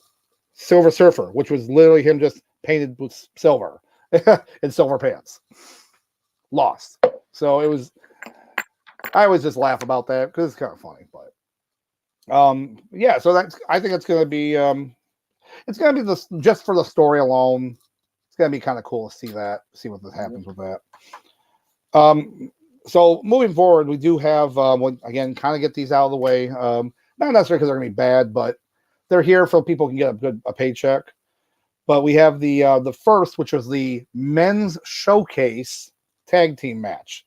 I do like that they were referring to these matches, the women's and the men's, as men's showcase, because it's and again, watching these WrestleManias in the past, these happened all the time. These happened all the time. Like the tag team titles would usually be on the line, but obviously in this case they're not. But there would always be a fatal 4-way match, whether it was elimination or it was just fatal 4-way winner take all. And it was always random teams too. Like you'd have completely random team that would be in there. Like I was watching one and it had Sean Stasiak and Mark Jindrak or something. I'm like, why are these guys in a tag team title match? What is going on? Or, oh no, it wasn't Sean Stasiak. It was Garrison Cade, rest in peace, and Mark Jindrak in a tag team. And I'm like, wow. All right. Generic Drac there, going on. Scraping the bottom of the barrel. Yeah, and so these matches happened a lot. And in this case, we have the Ricochet and Braun Strowman. The punishment continues for that one there. But hey, they're on TV. Ricochet's on TV. Braun Strowman still, unfortunately, is wearing skinny jeans. Still wearing skinny jeans, Yeah. Missed leg day. You can clearly tell, And versus Street Profits, versus the Alpha Academy, and versus the Viking Experience Raiders. So, but, it's funny because they've already done so many of these things. They've already done so many of these built-up storylines individually. Honestly, at this point, it has to be the Viking Raiders. And you want and I just looked too, but it has to be. Alpha Academy is on their way out. Otis doing stuff with Maximum Male Models, which actually might make that even funnier. Might actually get that to work. Street Profits on their way out. Street Profits, definitely. Oh, yeah, that's for sure on that one. And then, Ricochet and Braun Strowman, that was never going to be long-term anyways. So the Viking Raiders have been pushed a lot. Like remember SmackDown we went to? They gave that opening match, 20 minutes or something? Yeah. On SmackDown. And they've been pushing them, and they deserve it because, they put in their dues, and they finally, with under Triple H, are, getting the recognition they deserve. So if those belts can get won and split, so we can have those separate belts again, then you're going to have a lot of tag teams that deserve this. I mean, even if you don't split them, just merge them and have one belt. I don't care. Just so have it so we have other teams like Viking Raiders deserve it, and it's going to be it's going to be crazy. You're going to see a bunch of spots. These matches always have them, as we said earlier. You're going to see every one of the spots from the Street Profits and the Raiders. You're in Braun Strowman and Ricochet doing their thing. But you're right. Now, Sauce, in your opinion, do you think because Street Profits might on their way out, does it happen at WrestleMania? Does the dissension start there? I think it starts. Okay. You don't think the breakup happens, but you think it starts. It starts. Okay. It's like something's going to happen. Some key moment. Somebody's going to miss a key moment, and it's probably going to be Dawkins telling Montez might be get a little salty, and Montez like, come on, man. And then Angelo be like, come on, man. Like it was, it's a mistake, this and that. And then he just walks off. Yep. Yeah. And I think we were talking about this yesterday. I can't remember, but the idea that Dawkins could go with the Hurt Business possibly as a lackey, yeah, as a lackey or something like that. I don't know. I just because remember he's the odd guy out. Montez Ford, you're the money. I'm sorry, but Dawkins, you're out, buddy. And it's sad, but this is a match right here too. To me, again, nothing wrong with most of these people here. This is also a bathroom break. It just is. It's gonna run about, I don't know, 12 minutes, 14 minutes maybe, because but it's a first pinfall. It's not an elimination match. So whoever gets that first pinfall. So yeah, bathroom break to me. But Viking Raiders do pull out that victory on that. So not much more else to say about that. But to keep moving forward, we will just do the other showcase match so we can get it out of the way. I feel the best way to do it. And so we have the women's showcase match, which basically, we have Liv Morgan and Raquel Rodriguez for no reason, just throw them together. Hopefully that gets dissension and Raquel just knocks her out. So we can get like a feud there, because I'd be up for that feud. Shotzi Blackheart and Natalya, which again, I like Shotzi. I know some people don't really like her, but this is another just thrown together. Natalya's been there for like 40 years. It seems like Ronda Rousey and Shayna Baszler, and they did finally announce the last person. It's Chelsea Green and Sonya Deville. That's the last tag team. So it was supposed to be Chelsea Green and Carmella, but Carmella is back mysteriously off TV. They haven't said anything about it. Possibly could be. She might be pregnant. Because they didn't say she's injured. They just pulled her from TV. And they haven't said anything why she's not on TV. After coming back, after having that big comeback, right? So right. So it's Sonya Deville and Chelsea Green in that. So again, this match is basically the same as the men's. It's even kind of worse because you have most of these, except for Ronda Rousey and Shayna Baszler, who really that's a kind of a built-in tag team. The other ones are just thrown together. And it doesn't. The only one that made sense was Chelsea Green and Carmella, but it can work with Sonya Deville and Chelsea Green with her Karen gimmick, doing very well with that. Very well, actually. It's funny because you never would think you would miss like the Bellas or in the Iconics, but it's like I miss them. I miss the Iconics. I do, man. I only miss the Bellas because at least they were a tag team. You knew them, they were the twins. They couldn't really. But you can't touch. But you can't touch. That's all. Do this. But when you throw all these teams together, men, women, whatever, it's like, for what is this for? Because this isn't even for a number one contendership. To me, this Could have been like what, number one contender for the women's tag team titles, but it's not. It's just a showcase match. Maybe they will get a title shot, but as much as I would like Chelsea Green to win, they're going to book Ronda Rousey to win. So, they're going to book her to win. She's lost 2 at WrestleMania. She won 1. That was just that tag match, right? So, with Angle against Triple H and Stephanie. To me, that was whatever. So, no, it's Ronda Rousey and Shayna Baszler. Oh, yeah. I mean, it's going to see a little bit of the same everything. I'm more interested in Liv Morgan and Raquel Rodriguez in a possible, Raquel not taking her out, walking off. You can see that, she pissed her off, and then she walks away from her teammate, and she's like, "What did you do?" And then she, whatever happens, I don't know.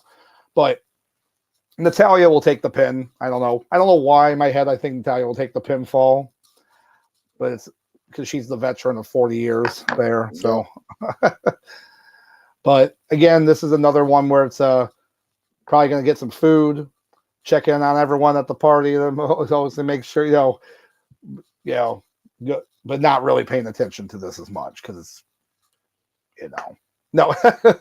But yeah, I do believe Ronda Rousey and Baszler are going to get that. And then they're going to probably go for the tag team titles, which fine, give them those. They can have them. I mean, at least you're a team. At least you're a tag team. So not much more else to say about that one, though. Unless you had some more. I'm pretty sure you had a lot more to talk about. The only thing I'm gonna be talking about when I'm there is how much pizza we got left because I want another slice. There we go. Yep. Oh, it's gonna be some good smorgasbord of food. But all right. So moving on. We'll go over since I have it right here next to this match, the Edge versus Finn Balor match in the Hell in the Cell. So this was rumored back at Royal Rumble time that was going to happen. So thankfully they did wait on it and do it here at WrestleMania. Okay. I think we needed this match to happen because it finally will get 2 things. Well, 3 things. 1, a match without Judgment Day interfering and showcasing these guys to their full potential. Then 2, you're getting Demon Finn Balor back and the heavily rumored Brood Edge back. So you're going to get you hear the big rumor? Yes. And yes. So the big rumor is that they've signed Gangrel to show up there at WrestleMania. And I'm telling you now. The other rumor. All about Christian. Possibly Tony Khan. It's a big rumor. I'll be shocked if it happens. The Gangrel thing makes sense to me but not the Christian one. I'll tell you though, if either happen, I'm marking out. That's a mark out moment right there because, if you hear that, you hear that, it's what just happened? Yep. So, and apparently another plus is that the Hell in a Cell is back to the regular color. It is no longer the god-awful red color.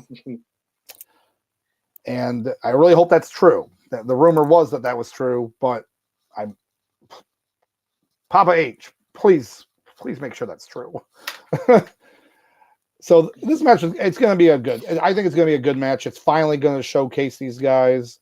And, Hell in a Cell over the years kind of just became, we've talked about it before, it became kind of blasé, but I think these guys can make this work. Oh, yeah. And you got to remember, too, I know everyone always feels like you got to get up out of the cage. You got to get on top of the cage. You don't. You don't have to do that. You can make the work without having to be I got to climb the cage and go up. You don't have to do that. You already have weapons underneath the ring, right? You already got all this stuff, so you can do your own thing for it. It's I think it's going to be, it's going to be cool. Obviously, Demon Finn Balor, possibly Brood Edge. All that's cool. WrestleMania is a huge event. We don't have Undertaker, so now use all those resources on those entrances, right? You get like that would be so sick to see that with the demon. Him like he's crawling down the path and he goes, "Crap, this is a long way. Okay, I can't crawl the whole way. I can't. My back's hurting. I gotta get up. I think wasn't there a I want to say there was a wasn't there like a Mania or like a big time match where it was like a long ramp instead of him like no, I'm sorry, that was Undertaker. Instead of them having to like walk down there, they was like on a platform and just like it just basically went down there for them. They was basically on a moving platform to get them down there faster. What, the Undertaker? Yeah, I think it was Undertaker. I want to say I thought that they did it with the demon, but no, they didn't. Yeah, it was under the. Well, I mean, yeah, they did that years ago at the Pontiac Silverdome for WrestleMania 3. But what you're talking about, I actually just watched it because again I was watching these WrestleManias, and they made a point to be like, he's looked like he's floating, like whoever said, I don't know, Michael Cole probably said it or some shit, right. And that's the one because what they did was they piped in the smoke, and it looked cool. They did a good job of hiding the fact that he was clearly on a platform that was being pushed forward. So, or they might do something where they also did like with Taker, one of those manias where instead of having Balor like come from the stage, they might have him pop up in the middle of the long ramp, and they have basically that way it takes half of his what's the name? That's good. I like that. To get down there, I like that. Yeah, I'm excited. I just because sometimes the theatrics people work, and I think in this case it's going to work pretty well. But this has to be the end of the feud, though. It has to be. Like, in my opinion, the winner. Got it. It could go either way, man. I don't know. Gut instinct. I believe in you. You can make a choice. I'll trust me. You know, I'm gonna have to say, Demon Finn Balor takes the win. All right, takes the win on that, and it's gonna be sweet seeing that. So in unrelated news, Clerks 3 is on Stars now. I just wanted to bring that up. But anyway, because I just switched the channel because I didn't want to watch Independence Day Resurgence. Okay. But this is gonna be like a match all about theatrics. I'm pretty excited about it. Like you said, this has to be it. Like we cannot see these two fight each other for another like 10 months. No. So with that being said, definitely I see Balor going through. I wonder, is it obviously with Papa H has took it over now? I wonder is he the one that's encouraging to bring the demon back?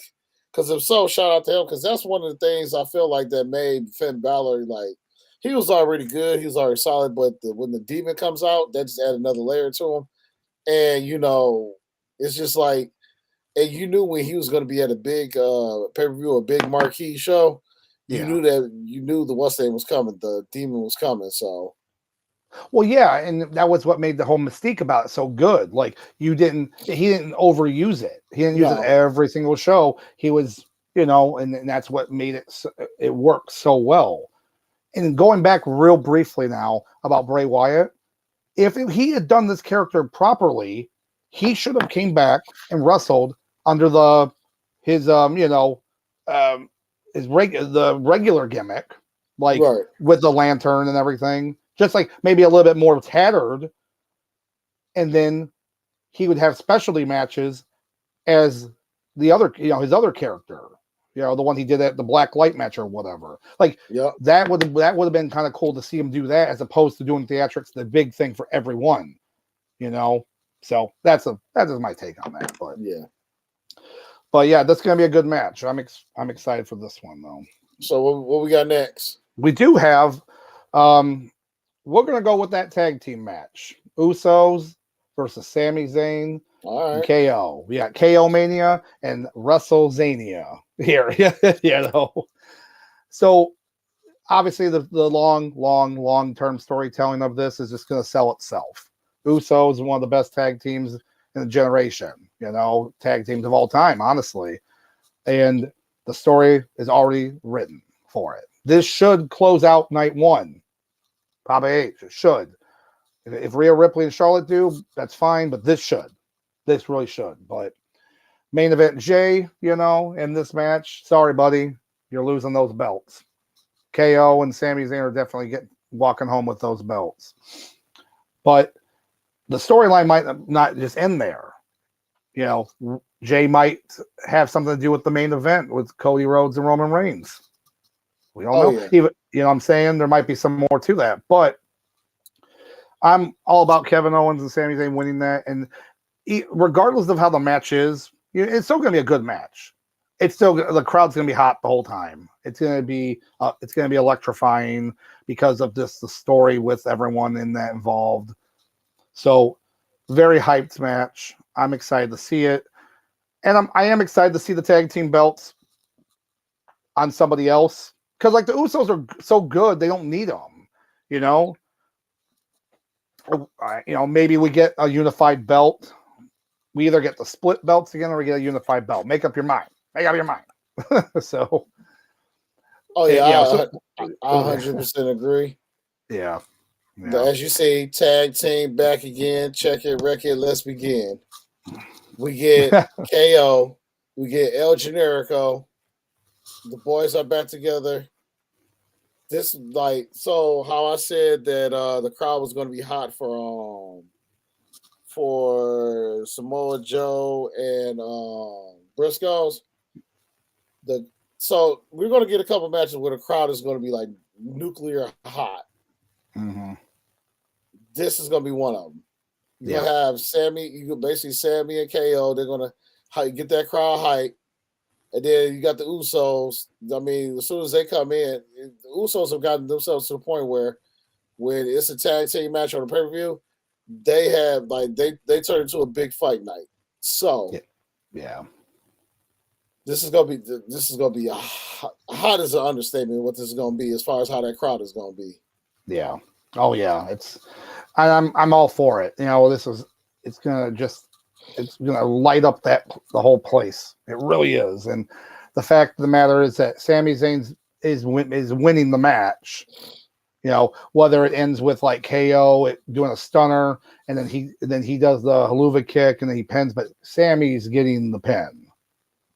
And whether he gets it on Jay or he gets it on Jimmy, I don't know. Yeah. But I could see it on Jay. I could see him pinning Jay for it. So we'll have to see on that. But yeah, I'm excited. Because the match might finally, the final spot might involve Sammy and Jay. Sammy getting the final shot in or whatnot, and while KO and Jimmy are brawling, spilled outside the ring. That comes down to main event Jay and Slammy Sammy, and they just get to they finish the last 2 minutes. Sammy gets the win, and oddly enough, when Sammy gets a pin, it won't hurt Jay at all. Nope. No. So yeah, I'm definitely here. Hopefully it's the closer for night one. I hope so too, man. I really do. Because then we get a nice little segment, the beginning of night 2 where Roman's chewing out the Usos. Oh my gosh, he's gonna get that too.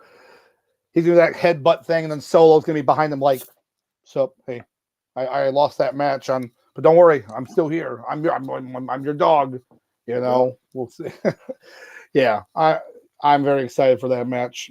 And they're going to give him time, too. They're going to give him time. They're going to give him probably 20 minutes for that match, I think. Yeah. Maybe 18. But I think the 18, 20 minutes or so for that match. Hey, out of the 8. Well, no, they might give them 20 minutes because those first 3 minutes is just the crowd just going to be hot with them. Oh, you're right. Yeah. I keep forgetting that. So you're right. It'll be 20, maybe 22 minutes. Yeah. Keeping all that into it. Because there's going to be a lot of emotions spilling back and forth between Sammy, KO, and the Usos, Sammy and Jay. There's Sammy, like I said, it's just going to be a lot of mixtures of emotions that's going around in the match as storylines is coming to an end. Yeah. So. Oh yeah, for sure. So yeah, that's gonna be a good. That's can't wait. It's gonna be It's gonna be electrifying. It really will. So, but so moving on, we do have. We'll go over the one of the women's matches, and then we're gonna go over the Bianca Belair and Asuka match. Okay. So there you go. I was like right here. Ever since Triple H took over, obviously he had his favorites. And if there's one clear choice of knowing that Triple H is in charge, is the fact of Asuka being triumphantly risen like a phoenix from mediocrity. You know, it took her a little bit because they kept putting her in storylines, right? But thank God they brought her back and then made her the dominant female wrestler like she was in NXT and everything. Yep. Remember, undefeated. Because she was injured. She had to drop the belt after so long. But yep, I'm all for it. She's basically in her Kana iteration. Fans are all about it. They're very excited for her, about all the stuff. And I'm all for it. And I know we've talked about Bianca Belair before, about her and basically in her Super Cena mode right now. She's not losing anybody. You know, not squashed, but she, Bailey so many times, and then she's just, she doesn't need the belt though. Like she got to that point. We say Cena mode. Yeah, Cena didn't need the belt either when he was so hot, when he was so over. Yep. So this is where Asuka, in my opinion, they need to let her have this championship. She did not win the championship against Charlotte at WrestleMania, her first time. But she deserves it now. She really does. Definitely. So that makes her a two-time. I just realized she's a two-time Rumble winner now. Oh no, she's not. I forgot. I forgot. My bad, y'all. My bad. It's okay. Yeah, it's all good. Yeah, she won that Elimination Chamber thing. Yeah. Okay, the chamber. She was right there at the end, though, of the Rumble, like right there at the end. So it was just her, then Liv Morgan, and Rhea Ripley. So she was top three, I should say. Yeah, it's going to be good. Bianca's going to, it's going to be interesting for her because this is different type of wrestling style that she's had to deal with. She hasn't really wrestled Asuka much because Asuka was kind of, teaming with her. So she didn't really have to wrestle her. So it's a lot. To me, I think it's going to be that clash of styles. But I think she'll be able to adapt. I think it's going to, as long as it's, when you would have two different styles and it can look kind of like sloppy. Sometimes it's not sloppy. It's just them getting used to each other. But I think it's going to be a good match. I think you're going to see her pull out some more, not necessarily dirty moves. I mean, Bianca, but moves that would be more like to get her an edge on Asuka. You might see a choke here or something, even with her hair. You might see her like do something that might seem more heelish, but she's not a heel. Just trying to get, yeah. I think you're going to get a lot of that strong style that she showed in NXT. Yeah, there you go. Yeah, it's good. So, yeah, I'm excited for this match. I know a lot of people are more excited for Rhea Ripley, and yeah, Rhea deserves it too. But this one for the women's, I'm more excited just for the Asuka factor. So I'm like, bring it. Let's go, But so you also have Asuka as winning this match as well. Oh yeah.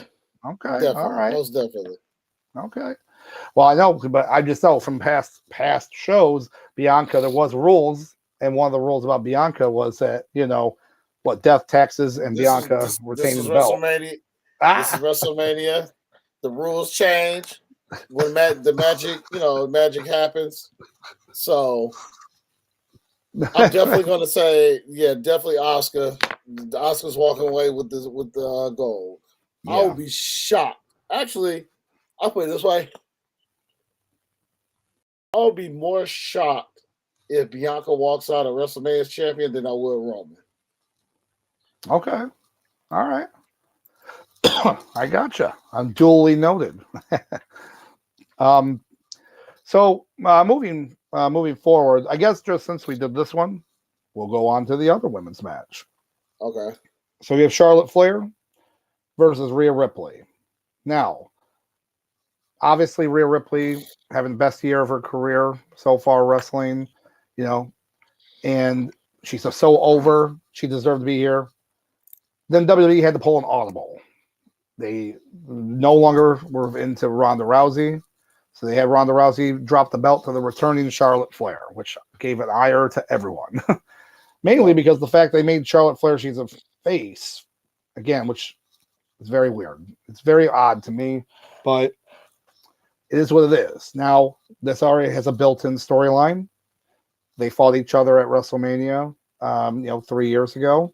Yep. And, but the problem I have is, and we talked about this before, is they haven't done enough to build this story up. Nope. They announced it, the first announcement, and then literally nothing. And they didn't do anything. And it was like, well, what the heck? Aren't you going to do anything else now? You had her doing this stuff with Sonya Deville, or whatever this crap was. Like, not anything against her, but it was like, what is going on here, Like, I would have loved to see Rhea Ripley show up on SmackDown and take her out, or something like that, or anything. Because I feel like them two really didn't start building a program with each other till 4 weeks ago?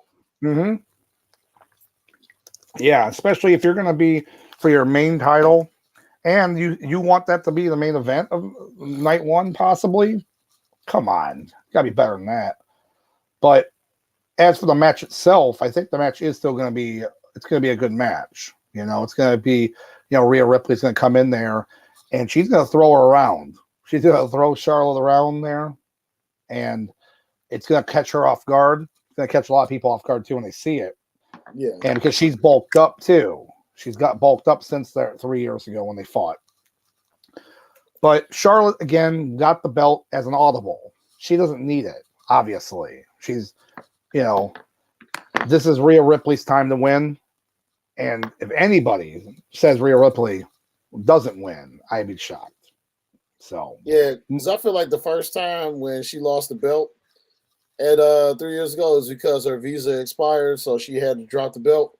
Yeah, so that probably is true. A few of the other NXT UK people had the issues with that as well. So it was like she had, even though they put on a hell of an amazing match at that Mania, as I call it, at the Rona Mania, yeah, let's say but this time I definitely see Ripley. This match, like that match they had 3 years ago, was pretty good. Yeah, this one I think is going to tear the roof off the place. Yeah. Now, do you think that Rhea Ripley is going to have another themed outfit for this WrestleMania like she did 3 years ago? I don't see why she wouldn't. That'd be cool because, I remember seeing that going. All right, that's pretty cool. I like that. So another thing, if I was booking it, if I was a booker. Obviously, me personally, KO and Sami Zayn, that's my closer for night one. Yeah. Well, and then obviously my closer for night two is Roman versus Cody. Cena and Austin Theory is my opener for night one. You know who my opener is for night two? This match right here. There you go. Yeah. Why not? That's actually a good point because it would. They opened up night 2 of 3 years ago, and it would be a hot opening match. It'd be a hot opening match. Get the crowd hyped up because that's the whole point. You want that crowd hype. You want them all like salivating for more. So, yep. I'd buy that for $1 sauce for sure. But definitely with these two, they're gonna tear the house down. I'm telling you that right now. Like have them open up night 2.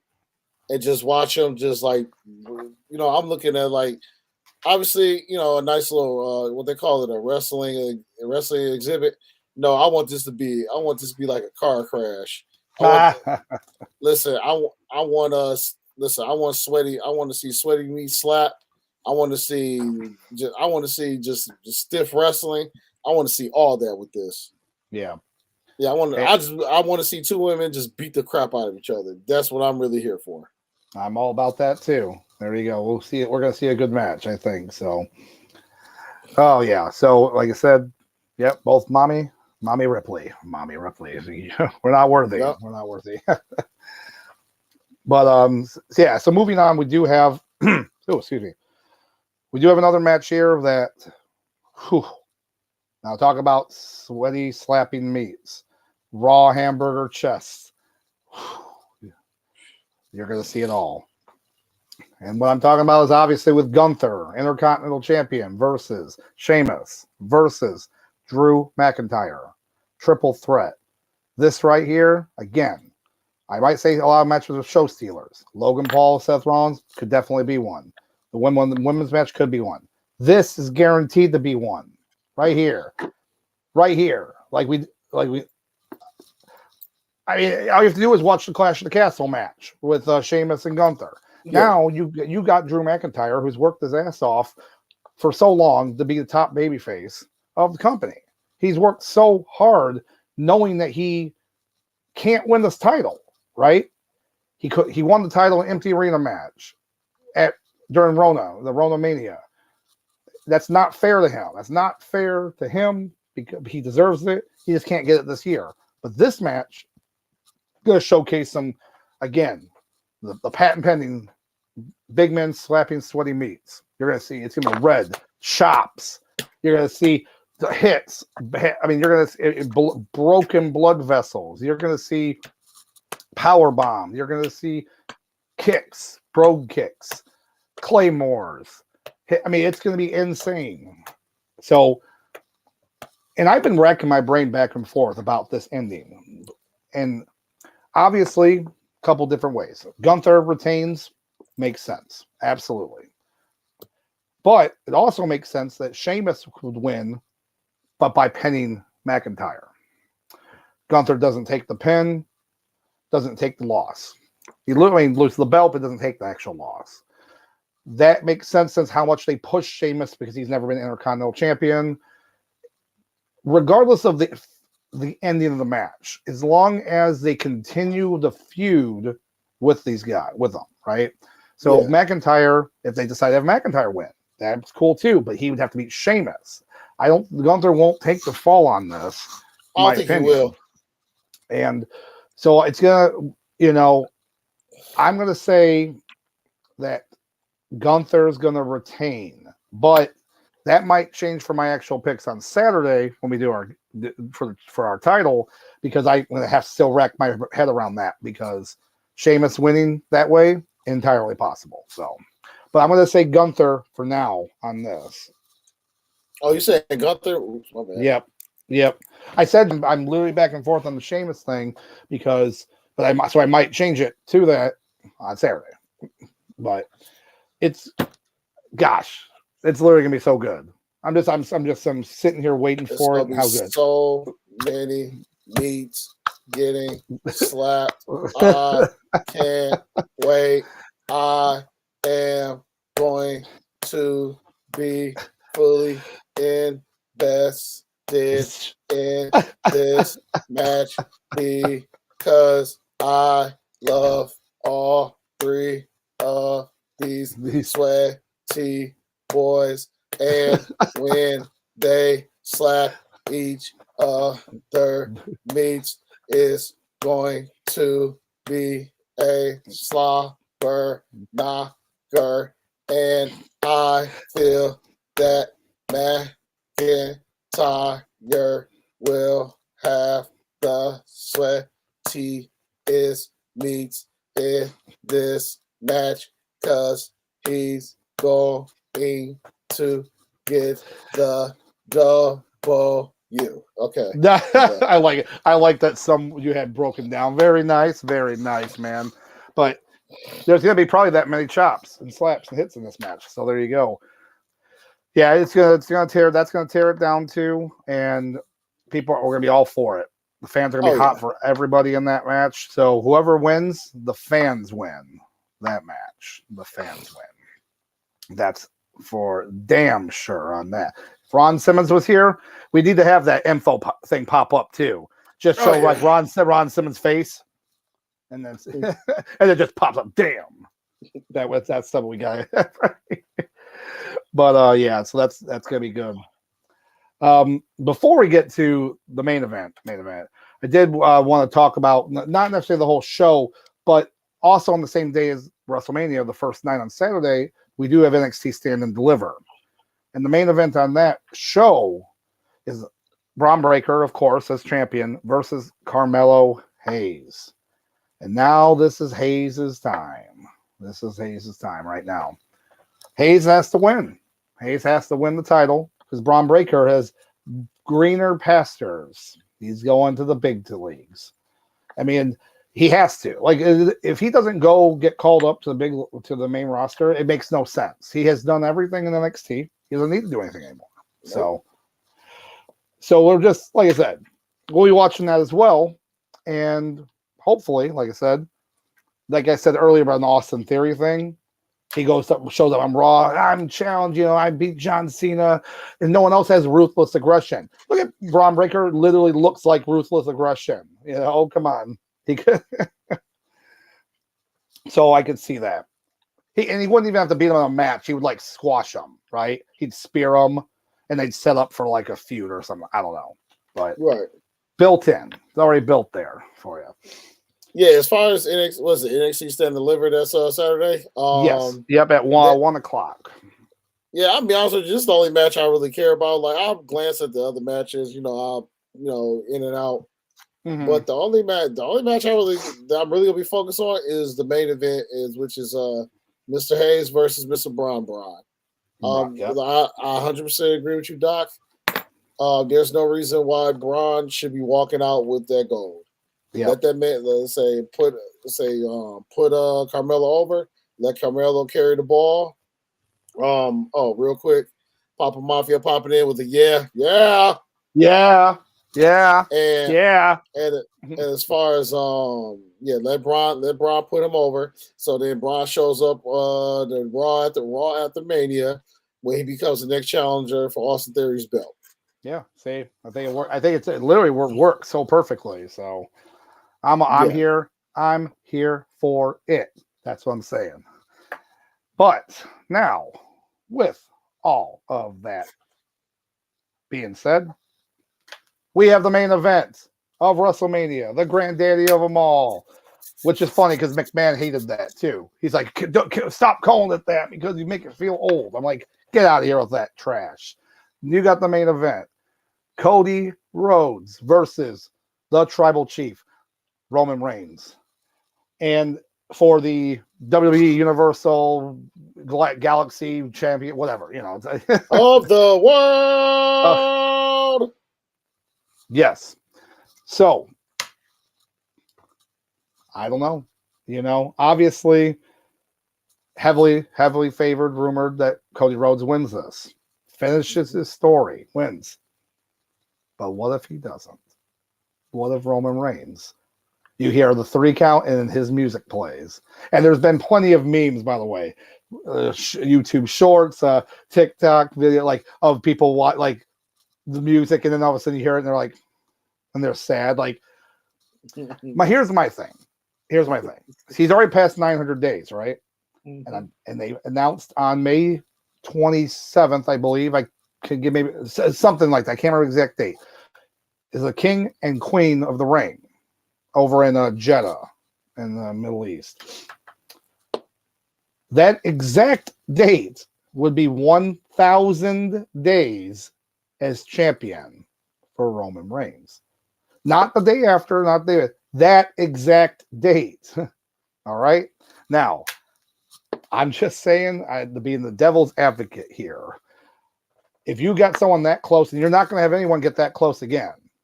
Not for, what I'm saying? Not for another 40 years. So, do you, oh God, do you just wait and have him stay on champion, and then you push the feud until SummerSlam or something? Or is Cody Rhodes winning this? So, that's the only thing I can sit here and say. Obviously, Cody Rhodes, he's done a lot of work for it, and it would be great to see him as champion. There's rumors that the belts will be, the Universal belt will be discontinued, and that a new belt's going to be made. I think it's time for a new belt. We've had this WWE belt since 14, when Brock Lesnar got the belts from Cena. So 9 years I know. of the same belt. Same belt, exactly. So make a new belt, do whatever. And again, as I say, I'm a belt guy. I like when you see new belts come out. People love to immediately chastise them, or they love them. It is fun, but I'll say right now, it makes sense. Cody Rhodes winning, it does, and he probably will win. But you're going to see interference. You know it. Bloodlines interfering. But I think Jay's going to be there, and Jay is going to turn on Roman. You're going to get that main event Roman, Jay. Before he didn't turn on Roman. He didn't hit him. He didn't attack him. He just walked away. Yeah. You might actually see him attack Roman in this match, possibly. Because it's going to be overbooked. You're going to see a rough bump. You're probably going to see 2 rough bumps. You're going to see a rough taking a spear. I could see get this. You can see that spot where he goes for the spear. He jumps over him, and the ref's behind him takes the spear, and he's knocked out or something. It's like, ref's knocked out. Here we go. Bloodlines coming or something. KO and Sammy come down to stop most of the people, Solo and Jimmy, but then Jay gets through. Jay gets through right there. And then that sets up that whole thing. I don't know. I could see that work. And then Cody wins.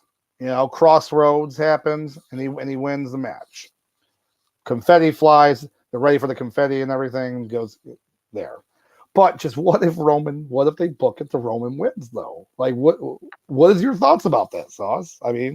So what's going to happen is, I think between Cody and Roman, what's going to happen is, you see that right there? You see those letters? ROMAN. That's who winning is. Until I see it happen. Otherwise, Daddy Roman's walking in. Daddy Roman is walking out champion. And then when Cody's sitting there in defeat, just deflated, Roman's going to walk up to that Titantron. He's going to walk on the stage on that Titantron. He's going to post a picture. He's going to play a video of his daddy saying, hard times, Cody Rhodes, is when you tore your pec muscle and you're not as over as you was. Hard time, Cody Rhodes, is when you try to do all these promos about me crying and wallowing and crying or not to get sympathy, and it got old after week 2. Hard times, Cody Rhodes, is when you walked up in the WrestleMania and you got your butt whipped. Hard times, Cody Rhodes, is when Daddy Roman had to teach you how to be a professional superstar, Daddy. Hard times, Daddy. Hard times is all these people, they paid their hard-earned money to see you go against the big Daddy Roman and you come away with nothing, jack. Hard times, Cody Rhodes. Hard times, young Cody, is the fact that even your brother's now, unfortunately, irrelevant because you left that company because the booking ain't the same over there, brother. So now you got to pay the dues over in the company that got rid of you in the first place, brother. Hard times, Daddy, is when you should have went in there. You had the game plan and you lost it, Daddy. You ain't losing for me. You ain't losing for the Rose thing. You lost it for yourself, Daddy. So remember that, Jack. Yeah, I got one more. See, there you go. I love it. And I'll tell you right now, people will be pissed off, but I hope it happens because that'll be the most trolling thing that'll ever happen. It won't even involve. And it would. And you know what the funny part is, Doc? You know what the funny part is? You know what the funny part is? It won't have. You can't blame McMahon for this one because Triple H is in charge. And that's what give you funnier. They'll immediately turn on. They'll turn on Papa H. They'll be like, "Why? Why? Are you sure Vince is in your ear? Are you sure he's not telling you what to do?" Oh man, you want to talk about something? Oh my gosh. So yeah, it's still it's gonna be entertaining. Like I said, they're gonna give them probably close to 30 minutes. 38. Probably about, With all the interferences, they get 38 minutes. 38 minutes, okay. Yeah, I can see that. I'm trying just because watching other matches now and seeing how long they're running and all that stuff, Yeah, with all the stuff going on, entrances, yeah, maybe I'll say probably 34. Your name is about 38, 34. Yeah, about 34. It'll be interesting to see on some of these times, honestly. But yeah, unreal. It's gonna be a good time. But that's a show, man. Holy crap. Now, obviously, Bobby Lashley probably, unfortunately, is not going to have his match at WrestleMania. He's in that Andre the Giant Battle Royal. Bray Wyatt's not going to be wrestling, whatever. So it's sad. There's going to be backstage segments, which I always think are funny. Sometimes they're stupid, but they're funny, So maybe you might get something about the Hurt Business, them showing up. Like you'll see us Omos and you see Bobby Lashley and MVP talks to him again.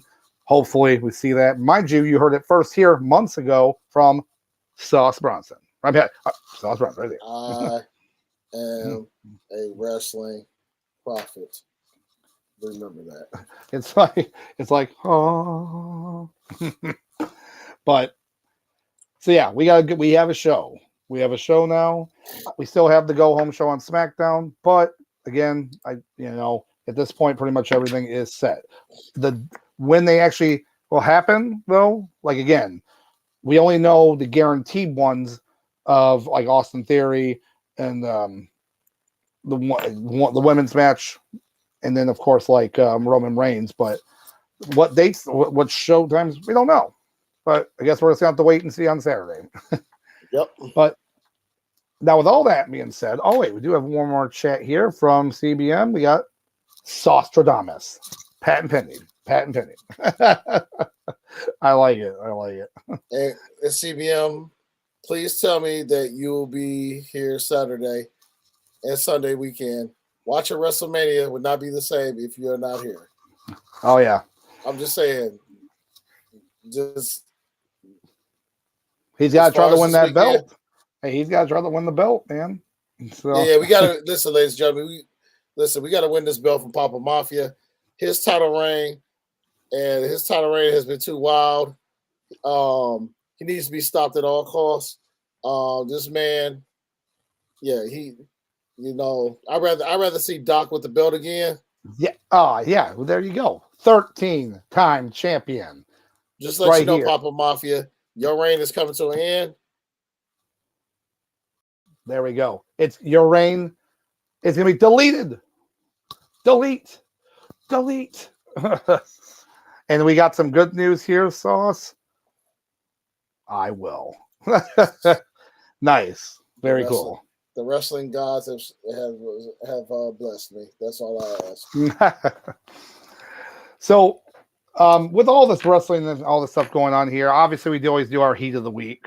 There was a lot of stuff that kind of went on. So I don't even know where to go with. So I'm going to kind of throw it to you. Who would you pick as your heat of the week for this week?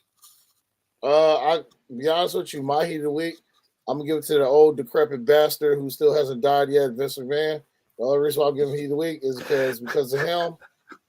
He blessed us with what we know as WrestleMania, which is, the truly the granddaddy of them all. And without him, we probably wouldn't even be sitting here right now. So I'll give that old decrepit fart his, credit where credit is due. But other than that, yeah, that's about it. There you go. Yeah, that's a good way to put it right there. Yeah, I mean, for me, I just think it's the fans, and not just the WWE universe. I mean, the pro wrestling fans of the world, and without us, without all the come to these shows, the chant for your favorite wrestlers, the boo you, the heels, to like during that pandemic time, yeah, they worked with what they got. Wrestling never stopped. Everyone talked about, oh, well, like everything stopped, and then like UFC got an island and they kind of were doing it. Like, no, they still stopped for like a couple months. Wrestling never stopped. They adapted to doing to the empty arena. But it was just so sad, without those real crowds, it just doesn't work. So the crowd at wrestling events are just something else. And sporting events and whatnot we've been to, I have, Sauce has been to, but wrestling crowds, you get a good crowd, it's always fun. So without the fans, you're not gonna these wrestlers. It's something else, and you're gonna see a shitload of them over at WrestleMania because it's over with the SoFi Stadium. So, and it's gonna be a sight to see. I think that they're gonna have a really cool setup too. They usually do go all out when it comes to their set. So, but that's what I would say. And, whew, that's something else. That is something else. But yeah, it's we're